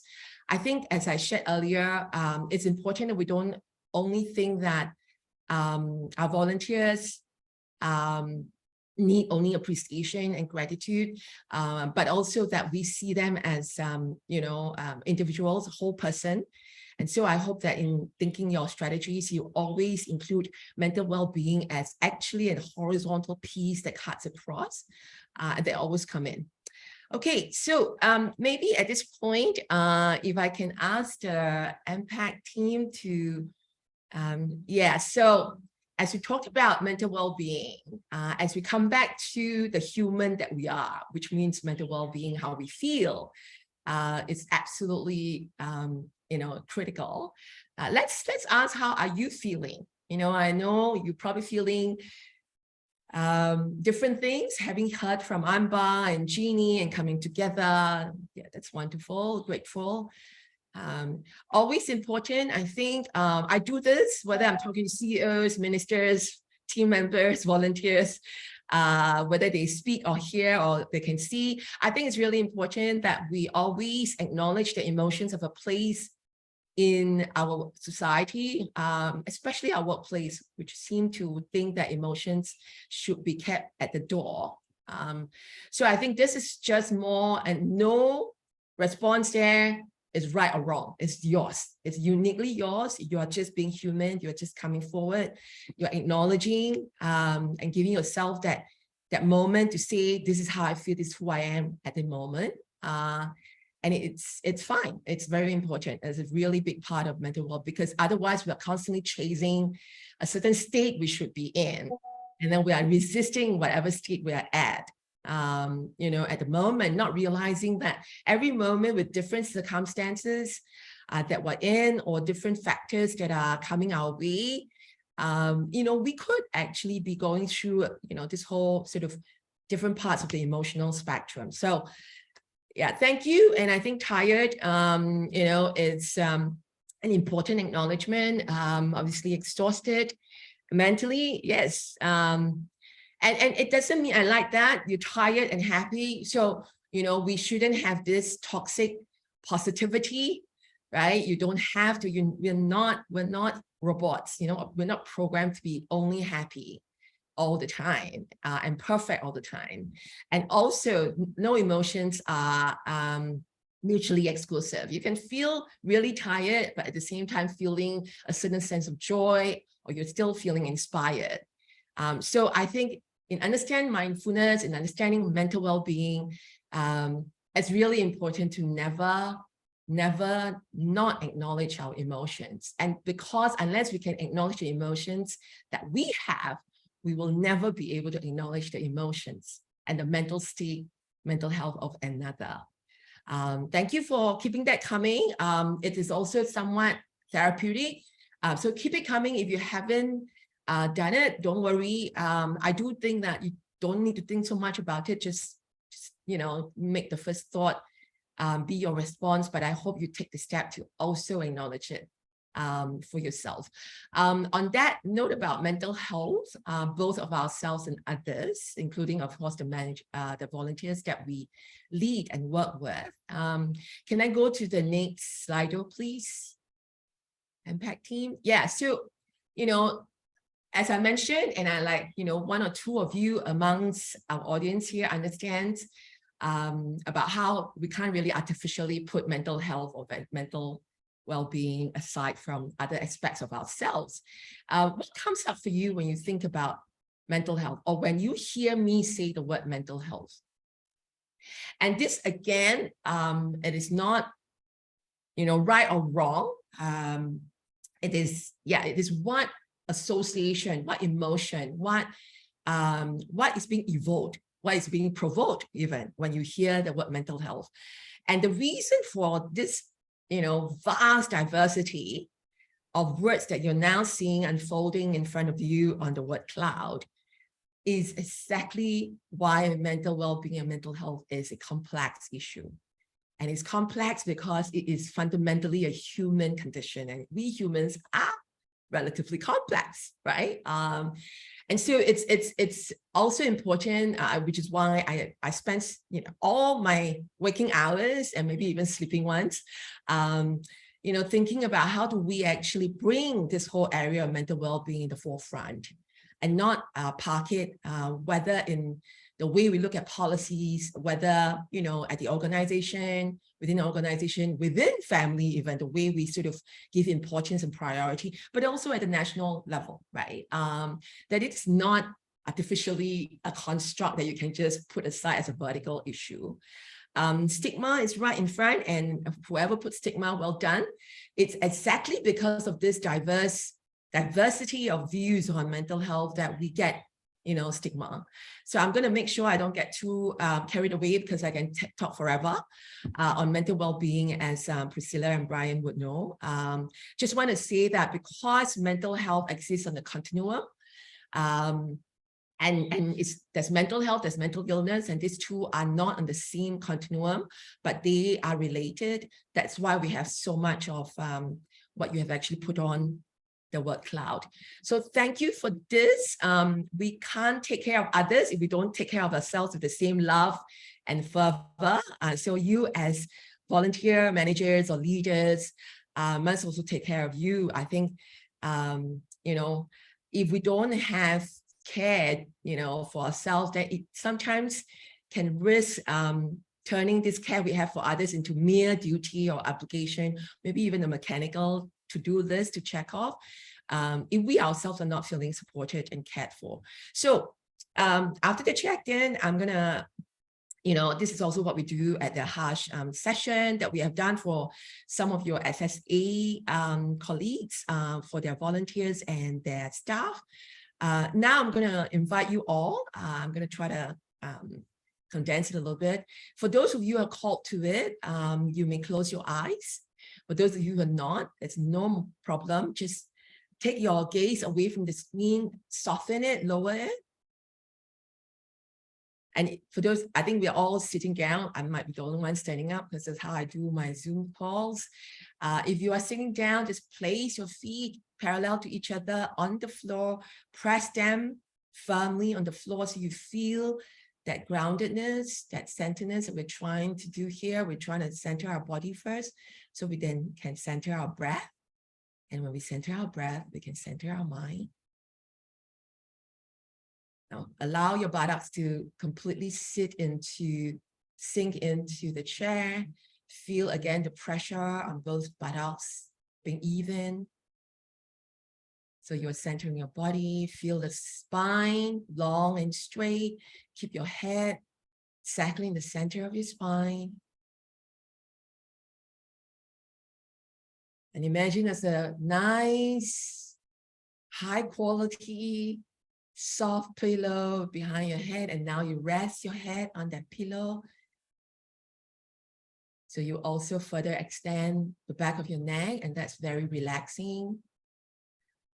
And also feel that softness coming through all of your head, the crown, between your ears, forehead, all the way down, your neck, shoulders, arms, chest, the back.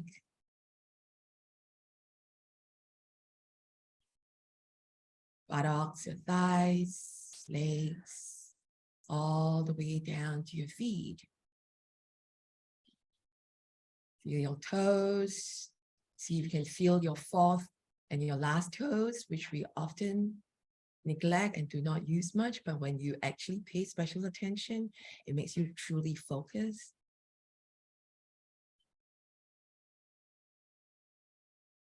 Now you can feel that as your body centers and you bring your attention to your body, Your breathing is already starting to slow down. It's becoming lighter and softer. It's not so short. It's starting to lengthen, starting to be longer. And as your breathing becomes lighter and softer, your mind also becomes softer, quieter. And it's become quieter, it becomes actually clearer. It becomes clearer, it becomes sharper. And so now bring this sharpened awareness to your breath. And I invite you to take a long, deep inhalation. Don't force it. Just feel naturally that you're just kind of pulling in gently with love and kindness for your lungs. Don't force your lungs, but filling your lungs up. And then as you exhale, make sure it's slow and complete, because you really want to make sure all of this carbon dioxide, which is waste, is completely released and let go of. And that represents all the negative energies, the stress, the aches, the pain. You're also letting that go with your slow and complete out breath. So I'm going to ask you now on your own to just take 3 deep breaths on your own. Just a moment of silence, but you do it on your own because we all have different breathing rhythm.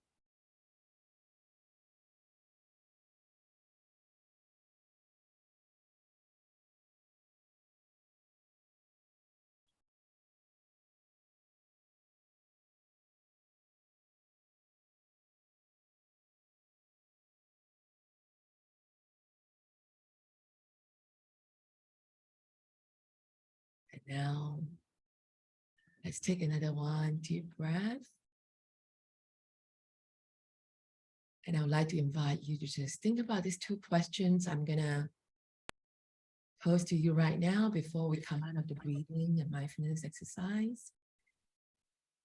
This question: what are you most grateful for working? What about working with the volunteers are you most grateful for? What about working with volunteers are you most grateful for?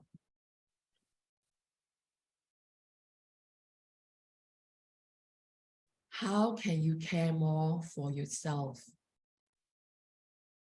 so you can care more for others? How can you care more for yourself so you can care more for others? And now, one more deep breath. And as you exhale, very gently open your eyes. Thank you very much. We might be running a bit out of time, but yeah, thank you very much. So maybe quickly, as it still stays with you, when you had that, centered, clear, highly aware mind, what came out for you with this question? What about working with volunteers are you most grateful for? Maybe, so that is one, right? So connection, so it's our own connection as well, right? Friendships. Good. And I think this really speaks of how in our role, and in some ways, I sometimes feel really privileged to be able to work with volunteers and to hold space for other fellow humans to, to come together with me, to do this together. And it's such a privilege. It's stressful, we will all agree, tiring, exhausting. But it's, it can be so joyful. It can be such a privilege to be doing this work. Thank you. So I'm going to go to the next one so that there's enough time for us to do panel discussion, but you can keep it going. So how can you care more for yourself so that you can care more for others? What came out for you? Very often we put ourselves last, and it's not just as volunteer care leaders, but also as human, as in our other roles in our lives, as a mother, as a daughter, as a leader, as a friend, as a sibling. Yes, yes. So I hope this has been helpful. So, I feel this is really important, not just obviously as many of the activities that came out, not just for our volunteers, but also for ourselves, and therefore also for our leaders, the one who run the organization, to really get into this and change the culture and build the culture that is one of, includes inclusion and care, and seeing all of us, whether employees and volunteers, as whole persons. So thank you very much for giving me the opportunity, Priscilla and CSS, and of course Impact for helping to facilitate this. Thank you everyone for bringing yourself forward. Thank you so much, Anthea, for taking us through the mindfulness exercise. For those who also want to remember the steps that Anthea have actually taken us through the mindfulness exercise, don't worry. This recording of today's session will be made available to you, so you can actually play back to the segment itself and watch how Anthea conduct the mindfulness exercise itself. I'm sure it's useful for our volunteers, but it's also useful for yourself as well as your team members, right? Right, can I invite our two other speakers, Amber and Jeannie, to come on screen so that we can start our panel discussion?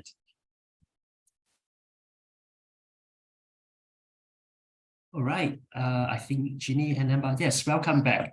So thank you so much for your presentation as well as the mindfulness exercise that we've all gone through together. I think that most people are more grounded now and more ready for our next busy 12 months ahead in supporting volunteer in what they're doing. Maybe I can hear from the three of you sort of a broad level question first. Today we're talking about volunteer care. Why should organizations invest in volunteer care? We heard from the audience earlier on about benefits, but from an organization perspective, why do you think volunteer care is important? I'll start with Jeannie first. Yeah, hi. I think I've shared earlier, actually, the existence of PA, frankly speaking, rely a lot heavily on volunteers' contribution. So if we see them as an important asset to an organization, the thing that we do for staff officer should be the thing that we do for volunteers. In fact, we have many active volunteers, and every time I see them, I say that you look like you are PA staff, because I see the volunteers more often than I see some of the officers. So I have to say that really, I think it is important because they will become your important ambassador out there, helping you to not only contribute to the community, but actually they can be your good spokesperson, bringing in other volunteers coming on board. I think we treat them as part of a family, a PA family. We should do our best to support them and care for them. That's very important. Wonderful. I think it's really about treating that as part of your family of whether it's staff or volunteers, the same, right? Amber? Hello again. Really, I think volunteer care needs to be a deliberate process within volunteer management itself, because really it's about people relationship building, right? We're really talking about. See, I always tell my team at VM that we are a mini HR division within SINDA itself, because we are dealing in all aspects of a person who's in the workforce or in an organization, from recruitment all the way down to appreciation, evaluation. So like what Jeannie said as well, whatever that we do for our staff should also be what we should be doing to the volunteers, because they're an extension of the organization. So what it does is really it's about building the relationship with that individual, so that we kind of help them and mold them into caring individuals. So ultimately it supports the community and Singapore as a large. And also for us, it really helps us to kind of promote, actually provide growth, especially for youth volunteers. A lot of our youths who come through the system or come through our organizations are really from the lower income, at the bottom of it. So we want to create aspirations. We want to create opportunities. We want to build their skills, and that's why volunteer care should be part and parcel of the entire volunteer management process, because all these are actually kind of taken care of as well. Yeah. Thank you, Amber. And Anthea, your thoughts on that? Yeah, I think Jeannie and Amber have really raised very critical, points, right? But I think one thing that came up for me is that I think it was Maya Angelou, the late American poet, who said, "It is not, people don't remember what you do for them; they remember how you make them feel." Right. And if you talk about, and this obviously applies to any groups, any collectives of human beings that we work with or we lead and manage. And I think it's the same here, right? The volunteer experience. We often talk about employee experience, employee engagement. We went from management development, volunteer development, volunteer management, volunteer engagement. Now it's really volunteer care. The whole idea is that it is really not just about, just management strategies. It's also the care strategies, right? How do you make this experience for volunteers, something that they really feel they want to, that makes them a better human, and also that they therefore want to do more for others. So it's really the experience. And the other thing I really want to throw in here, which we sometimes forget and have this demarcation, many volunteers have lived experience, right? Whether it's, I think Anba actually caught the bit that you talked about Kartik. And it's so true, right? I think Jeannie, your video also at the last bit, and that was also a volunteer, right? And so if we think about it, many of our volunteers come from the very communities more often than not that we are supporting, that we're doing the work for as, as SSAs and NGOs. And I think therefore we cannot actually stop caring for them, because then we're not actually walking the talk already. We cannot say, oh, we're here to support these members of this community. And then we're actually not doing the same with, the volunteers who also came from the community. In fact, they're going one step further, to come in to also support their own community with us. So I think for that reason, it's important to remember why this must not be a nice to have. Thank you, Auntie. I think that's a really strong point about, the volunteers are also from the community. And at the end of the day, it's really a community of volunteers together. I think some of the organizations here might be already quite advanced in terms of volunteer care, but I also think some of them might need some more, some concrete example on how they can execute their own volunteer care. Whether it's mechanical or not, I think some people do need some ideas from you. Maybe I get three of you to each share one example of how you have seen volunteer care being conducted by either by your own organization or organization that have done exceptionally well in volunteer care. I start with Amber first. Okay, great. So I'll stick to the theme of what I presented today. Is really about the development of the volunteer, the individuals themselves, right? Like I said, we pay a lot of emphasis on training, because what training does is two things. It helps with the volunteer skills in how they do their volunteer work, and also personal development of personal skills, right? So a lot of times we really focus on what the individual need is, and through that, we provide the support, the resources, and the training for as such. One of the key things that we also notice is that a lot of volunteers, organizations like us, predominantly are scared to lose our volunteers. To really share our volunteers, you see, we need to get out of this mindset, because what happens is even though we train our volunteers, we spend a lot of time in their care and their development, we just keep them to ourselves. We're so scared to lose them. But actually, what we don't realize is that when we do share our resources and volunteers with others, it gives them an opportunity to practice those skills that we've actually developed for them. Right, in that they grow even more, right? So I think one of the things that I think as volunteer practitioners here today, we probably need to kind of like not to be too hesitant with it. Examples like how Cinda kind of has done that is we work with a lot of volunteer centers through the SG Cares. So we have a lot of collaborations with the VCs, and we exchange volunteers, right? Let's say there's a need for readers. We send my readers over. For my mentoring program, there are certain niche areas where we don't have volunteers. We seek through them to get volunteers. So it's really a sharing of resources as well. And through that, it actually develops the volunteer even more than what the organization itself can do for the volunteers. It's something that we kind of do on our side.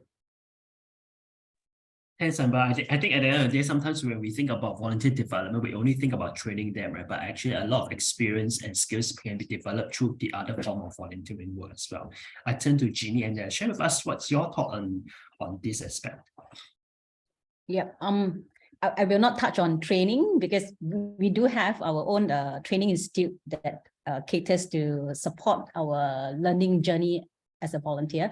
But I think one thing that I believe PA is good at is what we are good at doing. We are good at reaching out to the community, right? Organizing social activities for them. Of course, if we are getting our volunteers to do that part for us, we must make sure that we are doing that for our volunteers. So our volunteers are very well connected. So if you join one committee, so to speak, for example, you join a RCs, just now we say residence committee, you get connected to bigger than your own RC people, right? You get to know, probably connected to the partners that you know, for example, the merchant association around the area, and other even BWOs, NGOs, people around. Okay, there's a bit out of the organization, but within the organization, when you join an RCs, you get to participate in all sorts of different either constituency-wide activities or even nationwide activities, and you get to plug into different networks. So I thought this is one area that we like to enrich the well-being and the lifestyle of our volunteers, that they get connected to such a big, diverse group of people. I think earlier on I shared about some of the sort of thoughts that given by some of our volunteers after joining a PA. They actually get exposed to the world, right, through exchange program. They get to know people from different races because there's so many cultural activities that we have. So I thought this is, although maybe it seems like a small aspect of care, but I thought this is a very important social aspect that we need to care for our volunteers, that they themselves enjoy themselves as a participant, and they can also contribute back as an organizer. I thought this is what we are quite good at doing in PA. Yeah. Thank you, Ginny. And Anthea, your thoughts? Sorry, was the question, Brian, about one thing that we could do for our volunteers as a strategy? That's right. An actual thing that you know.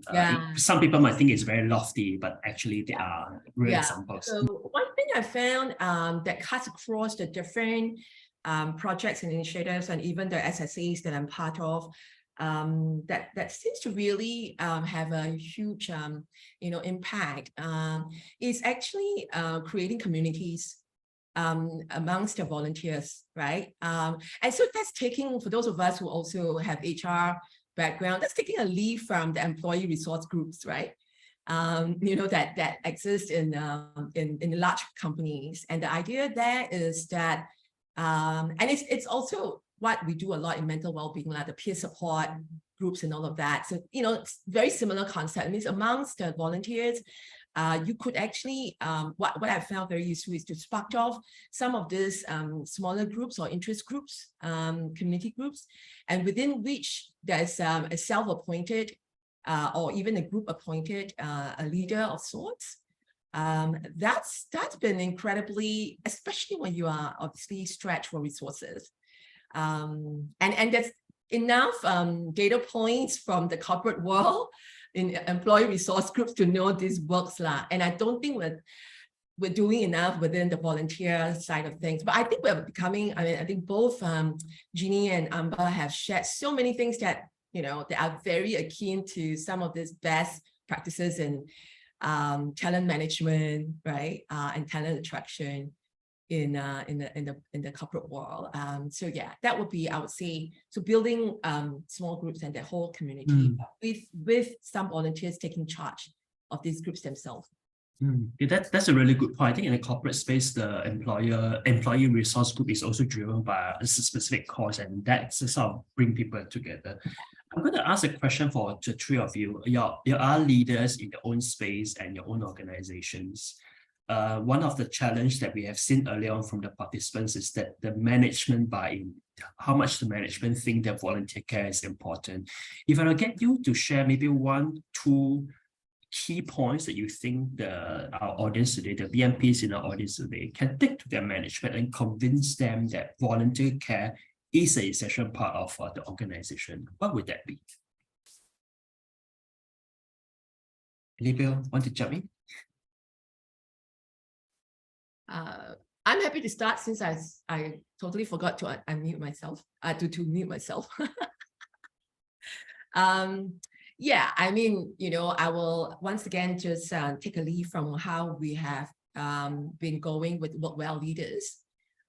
So I think there's a need to organize, if I may, the leaders. And if you're, if you are working within an organization, then actually, raise this, to your management. But I think there's definitely an effort that can be done, whether at the, at the sector level or even at the national level, of, bringing leaders together to get them to commit to, this being an important and strategic priority, right? Because that's what we are doing with Work Well leaders. Unless we get the very top guys, the CEOs and the leaders to commit and even openly do a pledge to commit to mental well-being as a strategic priority and not just merely a HR responsibility, or in this case, a volunteer management, volunteer manager responsibility.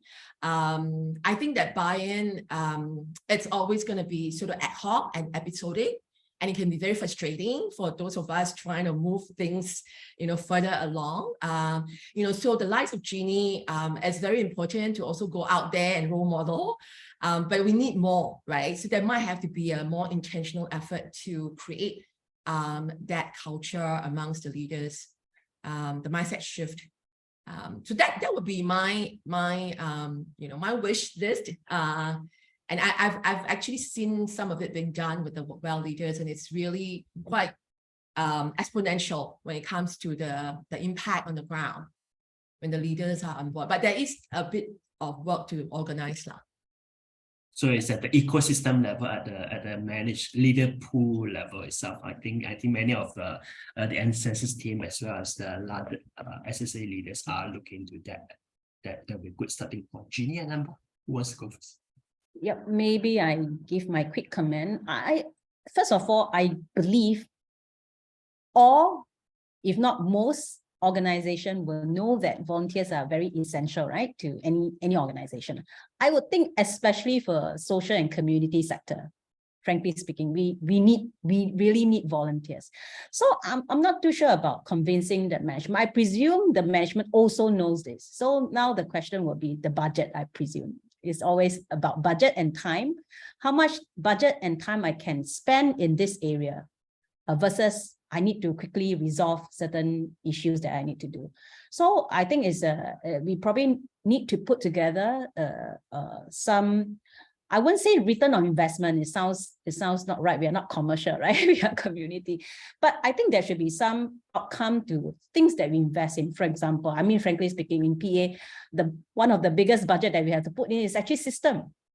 And we need system for a big organization because, as I mentioned, we have 42,000 grassroots leaders and grassroots members. We cannot rely on manual, recording of our grassroots, for example, information and stuff like that. So we do need a system, but the system is not cheap. So I presume in any VWOs, NGOs, is budget that comes into the picture. So I think there are many ways that we can do it. Of course, if your budget is low, there are some other activities that you can do. So I presume you need to put them into different buckets and say, okay, if I have budget, these are some of the things that is good to have. And what are some of the outcomes that you can get out of this? Why do you need to spend this on this system or this software, that can help, or certain technology that you need to invest? If not technology, they're actually cheaper option. I think I shared earlier, if you don't have budget, actually very small little things that you can do. It include, for example, knowing your volunteers' birthday, or even some achievement that they have made, and then you make that connection with them, telling them, oh, I know that your kids just graduated, congratulations, for example, and things like that. These are small little things. So it's there are some things that you can do that don't require budget, and you need to put in the system to get it happen. Because if you leave it to individuals, it may happen, it may not happen. But if you put that in a system that says, yes, I'm going to make sure I keep a record of things happening with my volunteers, so that I know, when I next meet my volunteers, I can have a fruitful and meaningful conversation with them, etc. So I would like to believe that most of your management especially in social and community sector, would have been bought in, but the issue is with your budget. So I think we do need to work this out and then share what is the, in a sense, return of investment. What's the outcome that I can achieve, even if I have to really put in this amount of budget for it, but I can get a lot more in return. Yeah. Thanks. Right. Thanks, Ginny. I think it's also about the outcome, right? You can outcome of the activity you have designed. Maybe sometimes a pilot has to demonstrate the outcome would be a good start as well. Anba, your thoughts on that? Yeah, I think Ginny beat me to it. It's exactly what I was going to say as well. It's really about the narrative and convincing your board. I mean, they all know, I think in Sinda we're quite blessed because right from the top of our board of trustees all the way down, volunteer management is always one of the key things to discuss in meetings, and because they really value the work of volunteers. And so I didn't have any issues in terms of volunteer care putting them in. But having said that, I think one of the things that probably we need to do is the narrative. Again, it's about end of the day for SSAs and NPOs like us, is like what Jay said, it's about dollars and cents. End of the day, if we're able to create a narrative to show the impact that volunteers are creating and how it's actually cost saving, and how some of this cost savings can be used to develop volunteers, provide them the necessary support so that they can continue to support the organization, in the outreach and efforts. I think that's a good narrative. And along, like I said, there are a lot of resources available out there for us. It doesn't have to be really too spendy. For instance, a lot of us struggle with managing our volunteers because we have this many number of volunteers and very little staff to manage. Volunteer VMS 3.0, for those who know, MCCY's VMS platform is free. It's a very powerful tool. If you haven't jumped on it, go ahead. It's a free VMS. Typically, VMS off the shelf will cost you about 30 to 40,000. But this is a ready-made available resource that really brings that SSOs can actually use to manage the volunteers better, right? So in that VMS, you can recruit, you can do trainings, you can keep track of the hours they put in. Everything is there for you. So you have to start looking for all these resources which are available, both at the national platform as well as the private platform. And also, things like working with your donors, your partners, what can they provide, at a very little cost to support your volunteer care efforts. I mean, these are the ways we can mitigate it. But at the end of the day, I think it is really about convincing your boards and your management that volunteers are a key essential part. They are non-paid staff, how they're contributing to the organization, how we should continue to develop these people through volunteer care. I think that's just the way I think we can go about it. Thanks, Anba. There's a quick question for you. What was the system that you said about from MCCY? It's called VMS 3.0. It's under MCCY. It's actually under the URL volunteer.gov.sg. Awesome. And I believe NCSS can help us with that as well, connecting you with some of those people. Yeah, I think the NCSS team can give you more information via the chat itself. Continuing on the conversation on resources, before that, I just want to see if anyone else want to add on to what we've been talked about. So, yes, go ahead. Thank you. Yeah, this might be a little bit more investigative. I agree with Ginny and Anba that actually maybe for large organizations like yours, it's a given for the board and even for C-suite like Ginny, right? But I think at the maybe the smaller size organizations, it's not necessarily a given. So to Amba's point, is also that narrative. It's not a default one, right? I mean, it's a whole host of reasons why leaders of maybe smaller size organizations don't see volunteer management or care at the same level of importance as the services that are, provided. It could be funding, it could be, their own sort of KPIs and stuff like that, right? So, I can feel the pain of many of you who actually shared, those challenges, that it is buy-in, it is not having the resources, and all of that, and they are real. So I think there is a bit of an effort, even if it's not at national level. I think there's an effort at the sectoral level, because there is different stages of development of the organizations and SSAs that we have within our system.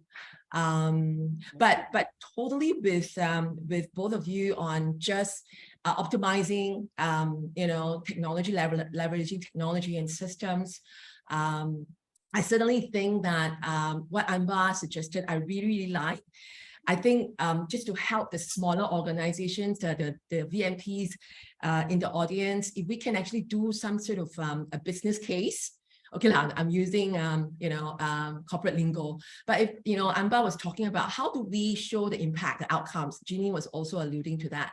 Then it becomes something that the smaller organizations who may not have that capacity, right, or bandwidth to put that together, to then just be able to sort of present that to their managers and their leaders, and that would be really helpful with the case studies and the business case and how do you calculate the impact, the outcome and all of that.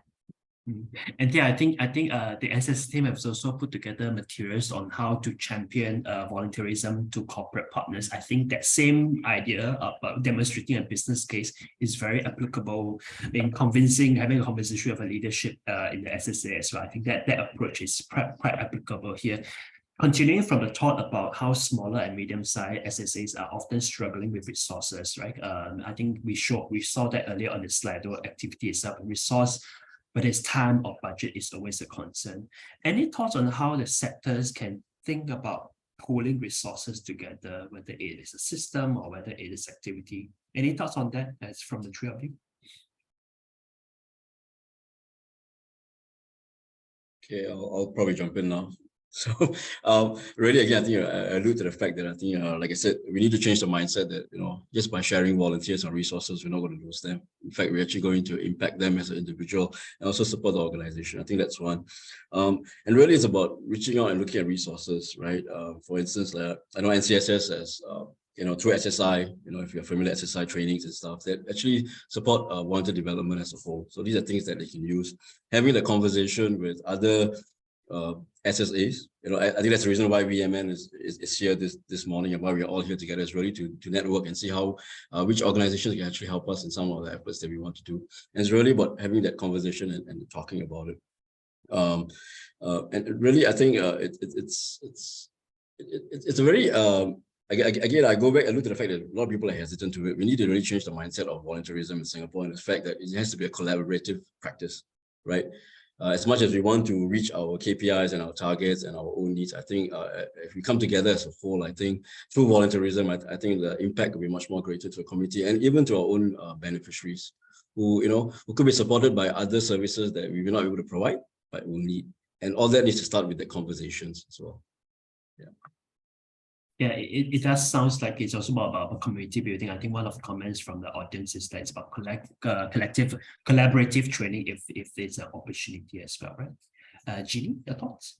Yeah, so I definitely feel that our sector can be better coordinated. I think probably a few years ago, I think Minister Desmond Lee did share about one experience, and I thought it was shared about before COVID, and I feel that even till today, this particular case is still ongoing. And what he shared was he went to visit this seniors in, I think, one room flat.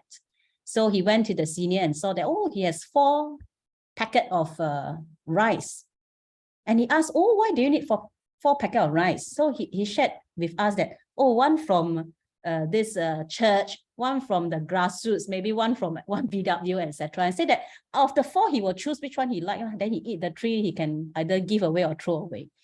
So he shared this to tell us that actually this social service sector can be better coordinated. If not, actually there's a wastage of time and resources. Imagine the food that you cook, the volunteer that went to deliver the packet. And I have to say that even till today, this thing is still happening. Although there are already, to be fair, I think there's effort to make sure that we are better coordinated, but my take is more can be done. So in this area of volunteer care or volunteer management, whether training or the well-being of volunteer, I think as well, if we come together as one community, there's a lot more that we can do. So I shared earlier on the road ahead that we are trying on this community volunteer scheme. And this is the starting. We only launched 2 years ago. So we are still trying to see what system we can put together to allow more accessible sort of platform for anyone, any individual to come on board to volunteer. And I think Amba earlier said that sometimes we're very protective, right? We don't want our volunteers to join other volunteer group. I think we should not have this mindset, like a very tough, control, conscious mindset. I think we need to work with one another, and hence we mooted the idea of the marketplace. And this marketplace, we hope to be a platform where anyone, an individual or any organization, any VWOs can come in to share resources and also to share what they need, and they can supply as well if they have things that they can offer. So we will marketplace of activities going on that we get connected as well. So if somebody say that I have time during this period, and there's someone say, oh, I do need your help, or I need training for my volunteers, and there's somebody that can offer. So this is a vision that we hope to reach, but we know that it's not easy, but it's something that we want to work on it. Maybe I think we can work with NCSS also on this marketplace. It's still brewing in the process. It's not easy to put together a system. Like I said, it costs money, but we really wanted to see how we can be a bit more connected, and we are able to match volunteers as well. Volunteers coming into our system, we are able to match them to other organizations if we happen to know that this particular volunteer, besides organizing events for PA, is interested to do good, for elderly, and then we can match them to another VWO or NGO that actually require volunteers to do that. So we needed to be a bit more collaborative, and we are trying to find what collaborative platform that we can put together. So I'm not too sure. I hope many of you has already sort of worked with one of our GROs on the ground, but already, or if not, frankly speaking, we are very open because we just launched this, as I mentioned, community volunteer scheme. We are out there trying to encourage individuals who to have ideas that they want to do good for the community, come with their ideas, and then we do have a fund, in fact, a grant to support them in that area. So if you do, as an organization or even as an individual, that you have some ideas that you're not put together, please, approach us because we would like to work with you to see how we can support you with some grants and also how to connect you to wider resources in a sense to make things happen. Because I mean, frankly speaking, our aim to bridge our communities together, and our vision, PA vision, is to build a caring community, requires actually every one of us here, and of course, and beyond. So whatever things that you are striving to do actually is also what we hope to achieve as well. So I think we can really come together and work on this. I know it's not easy, but it's something that we are trying to work towards. Yeah. Thank you, Jeannie. Maybe Anthea, quickly before we go on to the list of questions that we have from the audience.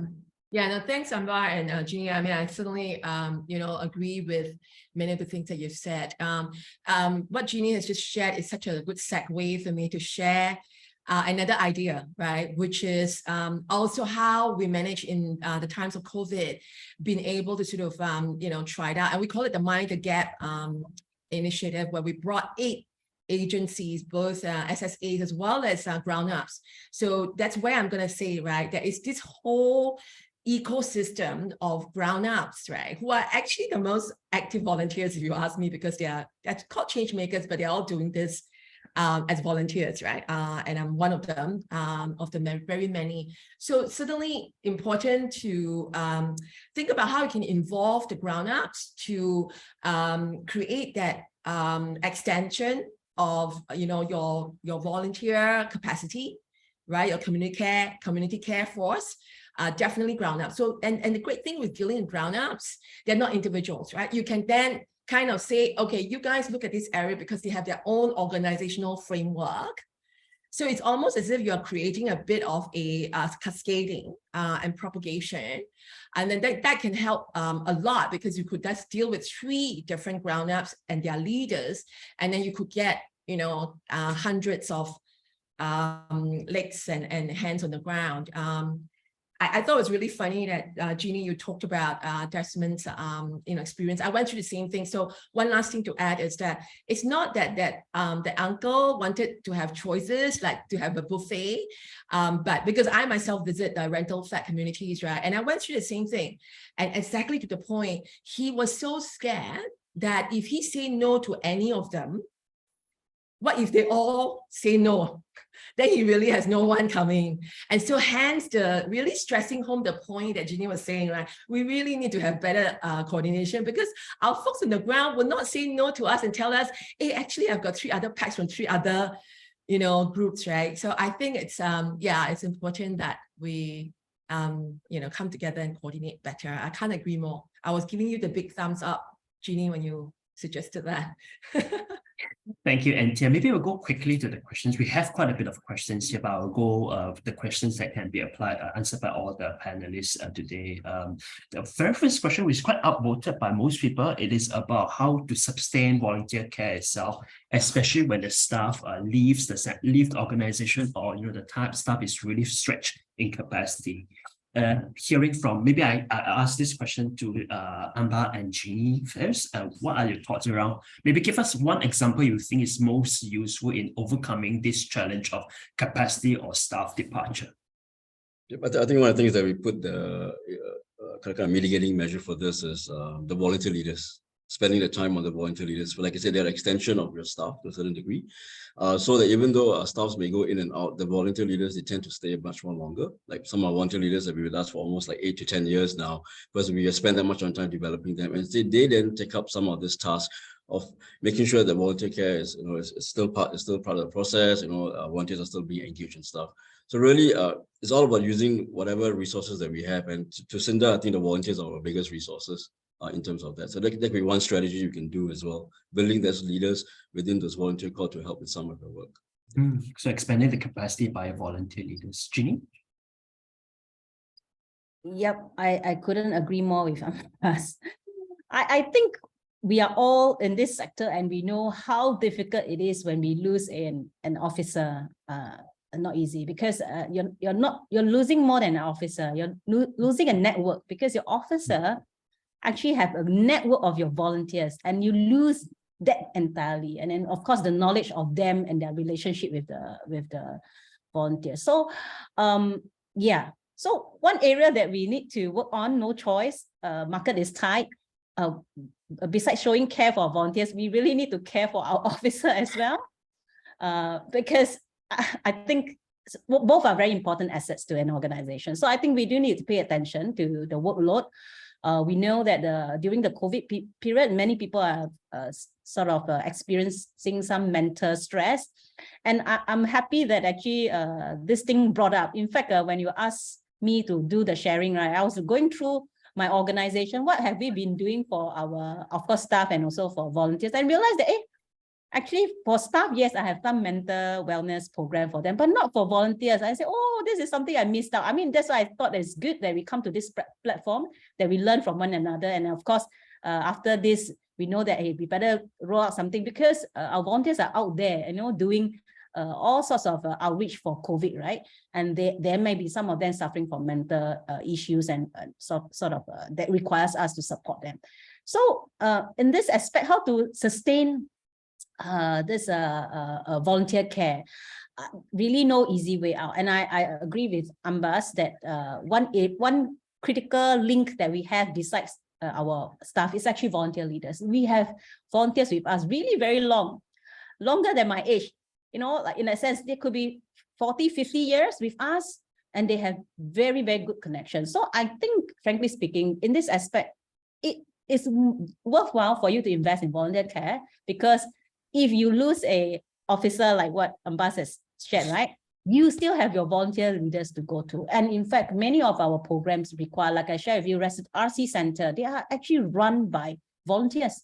Residents staying in that few blocks that goes and become the volunteers, they are the one running it. Actually, not officer, although we have some support to them, but actually they are very self-sustainable, self-run. So it drives down to the point that it is worthwhile for you to invest in volunteer care. And of course, cannot belabor the point that we also need to care for our officer. That's not right. an easy work for them. That's right. And maybe Anthea, I would want to exclude you from a conversation. Any other points that you want to add to this? No, that's so nice of you, Brian. No, Joe, I don't think we need to all go at the same time with each question. No, I totally agree, especially Jeannie's point, last point.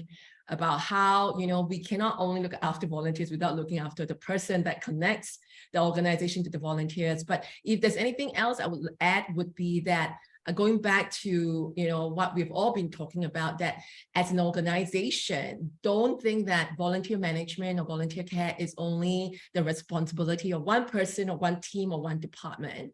ANBA may be doing a fantastic job, but it needs to be a responsibility that is across the organization, a culture, right? There must be a volunteer care culture across the organization. I just want to add a nice little interesting bit. I noticed that Jeannie keep using VWO a few times, which I thought is really quite interesting because we tried to get away from VWO and now we call SSAs, but she's got a point, right? It's like in the past when we say VWO, the word volunteer is like, right front and center, right, Jeannie? So you kind of know that, hey, I am a VW because I'm actually sustained by volunteers. So volunteer and volunteer managers are really quite a significant part of the organization, so that the status, the recognition and status, could be different. So I just wanted to bring, because I couldn't help smiling every time you see VWO. All right, so maybe to Jeannie and your own experience, because you manage a very big pool of volunteers, how do you, I'm going to combine two questions into one here. How do you segmentize or design your social or bonding activity based on your volunteer needs? That's one. And how do you then track this progress for your volunteers? Okay, so for us, again, this volunteer bondings, our micro engagements, we kind of do it every quarterly. This is so that we're keeping the ties warm. This, like I said, engagements typically are a time for us, like I said, to do evaluations on their volunteer experiences, how we can improve in terms of how we can support them. And it's really about the networking part of it, right? So there's no really okay, just because my readers are done, it's not really segmentized in a sense. You are bringing the entire volunteer call together. I think that's one of the key things. So we include everybody in these micro engagements, right? For instance, somebody who's helped us for the first 3 months, we immediately, once the 3 months is up, we get everybody who helped us to come together so that we are building that relationship. We are still continuing that volunteering journey with them along the way. So that's one way of doing. In terms of tracking, again, this is really tough. Like I say, we have about 500 volunteers. On an annual basis, and keeping track of them, it has been definitely a challenge. So like I said, we use the VMS as one opportunity. We use our volunteer leaders. We have this thing called a Kapalan model. I'm not sure everybody knows, it's the kampung style where you have one chief and then you have all these fellas below you and the chief takes care of this particular tribe. So we are using that model as well, really, for the volunteer leaders to help us with the progression work. Okay, let us know where these volunteers are at, what do they need as well. So that's another model we are doing.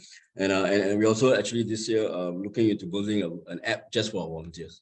So again, this is about, the narrative to the organization to say that volunteers are important. So I need to build an app to keep them connected and stuff like that. So we're trying this out. It could be a one-of-a-kind thing. We're not too sure yet, but this is really a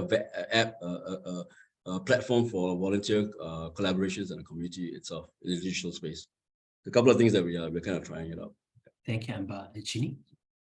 Yeah, so for us, we often run focus group discussion with different profiles of volunteers, the youth, the more seniors, the women, etc., just to get to know what are some of their challenges. And from those conversations, we try to package training programs or activities to support them.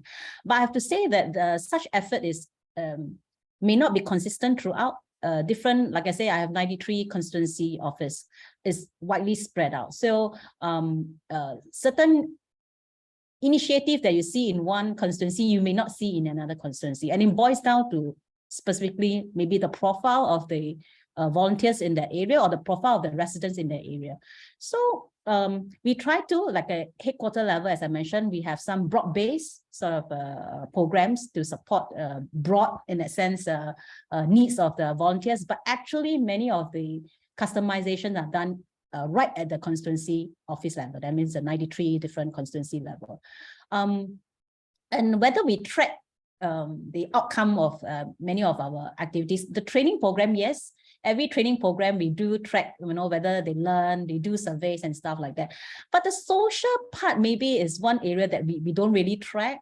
And of course, the one way that we check in pertaining to how well we are doing is, of course, the exit management. When people leave us, we like to know what is it, whether they get, is it because they don't feel connected or because they are busy and stuff like that. And we do know there are some volunteers left us because they feel that when they join the committee, they don't feel connected, they feel that they cannot contribute, etc. And hence, this is the part where we said, hey, we need to do better, have a buddy system, have a mentor, so that this new sort of volunteer can be sort of assimilate better into the committee. So we try to get more information from the exit management part of it. But to do a big survey, we have thought about it before, frankly speaking. We say if we do a big survey with 40 over 1,000 volunteers on some of these, I think our concern will be whether we are able to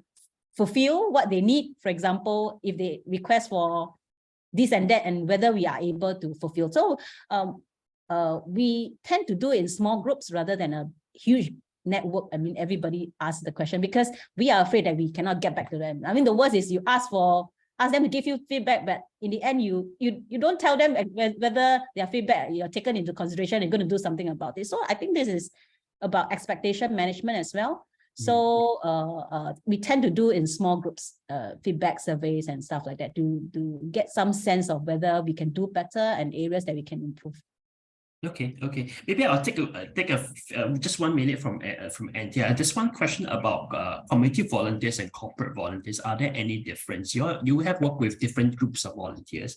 Maybe I hear from you. Is there anything in terms of volunteer care needed for these two different groups? Well, that's an interesting question. It's somewhat incisive as well. I don't think there is. The only way that I see as a difference is that corporate volunteers are very well taken care of by their HR and the organizational resources.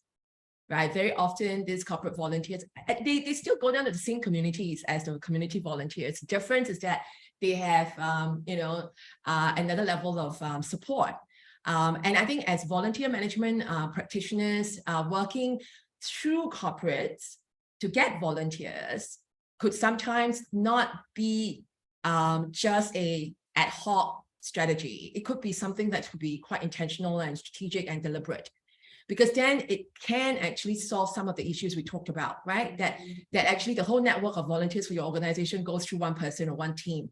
But actually it might not be. If you work with a few corporates and each of them, and then you're using the corporate resources, and that usually also comes with some financial support. So it's actually quite a win-win situation. And I think then you also get skilled volunteers from there on top of just the bodies as well, right? But the difference, I don't think so in terms of who they are supporting, corporate volunteers or community volunteers, but I think the way they're supported, the way they're trained, the way they're sustained, are relatively different. All right. Thank you so much, Anthea. And thank you so much for our three speakers for joining us and sharing us in more in-depth about what your organization is doing, your personal experience, designing, implementing volunteer care. Really appreciate your thoughts on that. We are slightly overrunning, but I would like everyone to take a moment to share with us how you have felt about what you have actually gone through today with the session itself. I think that the speakers will be most interested to see how it has benefited you as an audience and also help you to journey in your volunteer care activities as well. So do take a moment to help us to complete our post-event reflection so that we can share this with our speakers as well and how they have felt. How you have felt experienced today's session itself. I think some of you are still online with us. Thank you so much. I'm going to keep this on screen so that you can hear, you can fill up your feedback as well.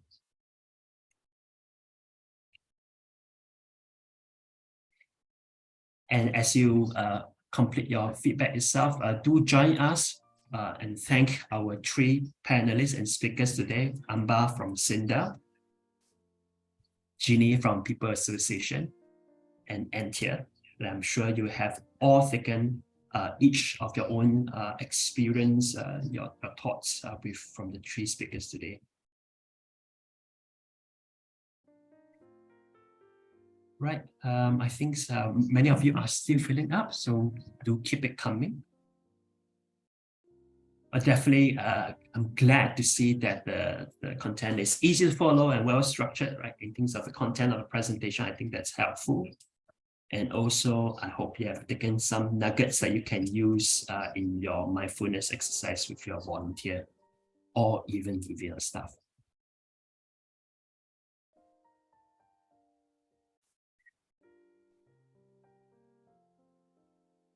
Within the reflection itself, do let us know what has actually been done well in today's session that will then inform the ancestors team as well as Impact team on how we can design the future engagement better for you. And so that we know what is something that sits well with you, what goes well with you, and also what are some of the areas that we can actually help to improve. I think along the way, we keep revising the content, the structure, so that we can give everyone a wonderful experience.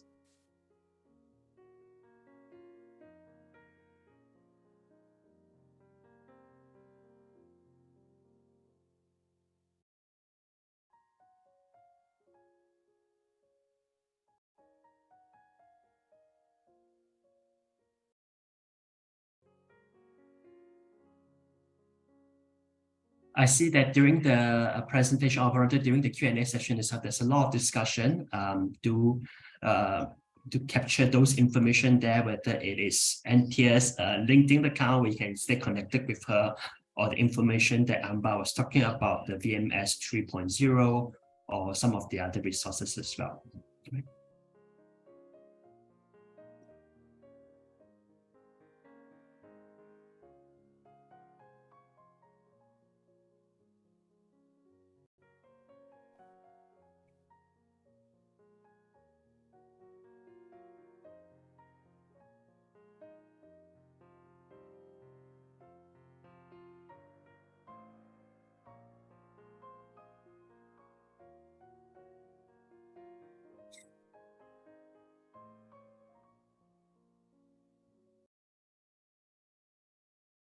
Right, for those who have completed your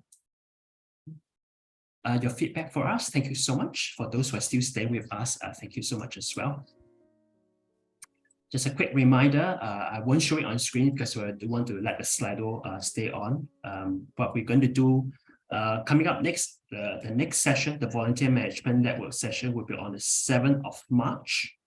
That's in a few weeks' time, and the topic itself will be evaluating volunteer programs to understand its impact on volunteers, service users, SSA, and social costs. So that is the tentative topic that we have in mind as well, right? So keep a lookout for the registration information, but the event itself will be 7th of March, also at 9:30 a.m.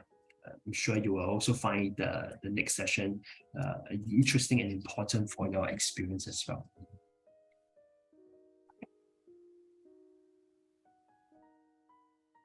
And I think there are some questions that is still coming in. What we will do is, there are some questions that's left unanswered. What we will do is we'll reach out to the individual speakers and get them to give us a written response, so that that will be circulated after the event itself, and so that it will be also a shared information for everybody.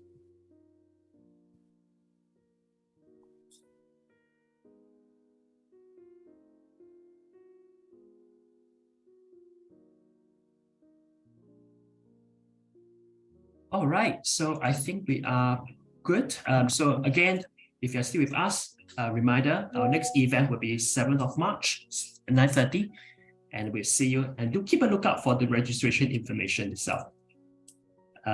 Very lastly, we will also be sending out today's recording, as well as the PowerPoint slides used by our speakers. You can actually review them for your own learning purpose. You can also look at how Anthea conducted the mindfulness exercise earlier on. Right? All right, so for those who are still with us, happy Chinese New Year in advance, and I will see you at the next event.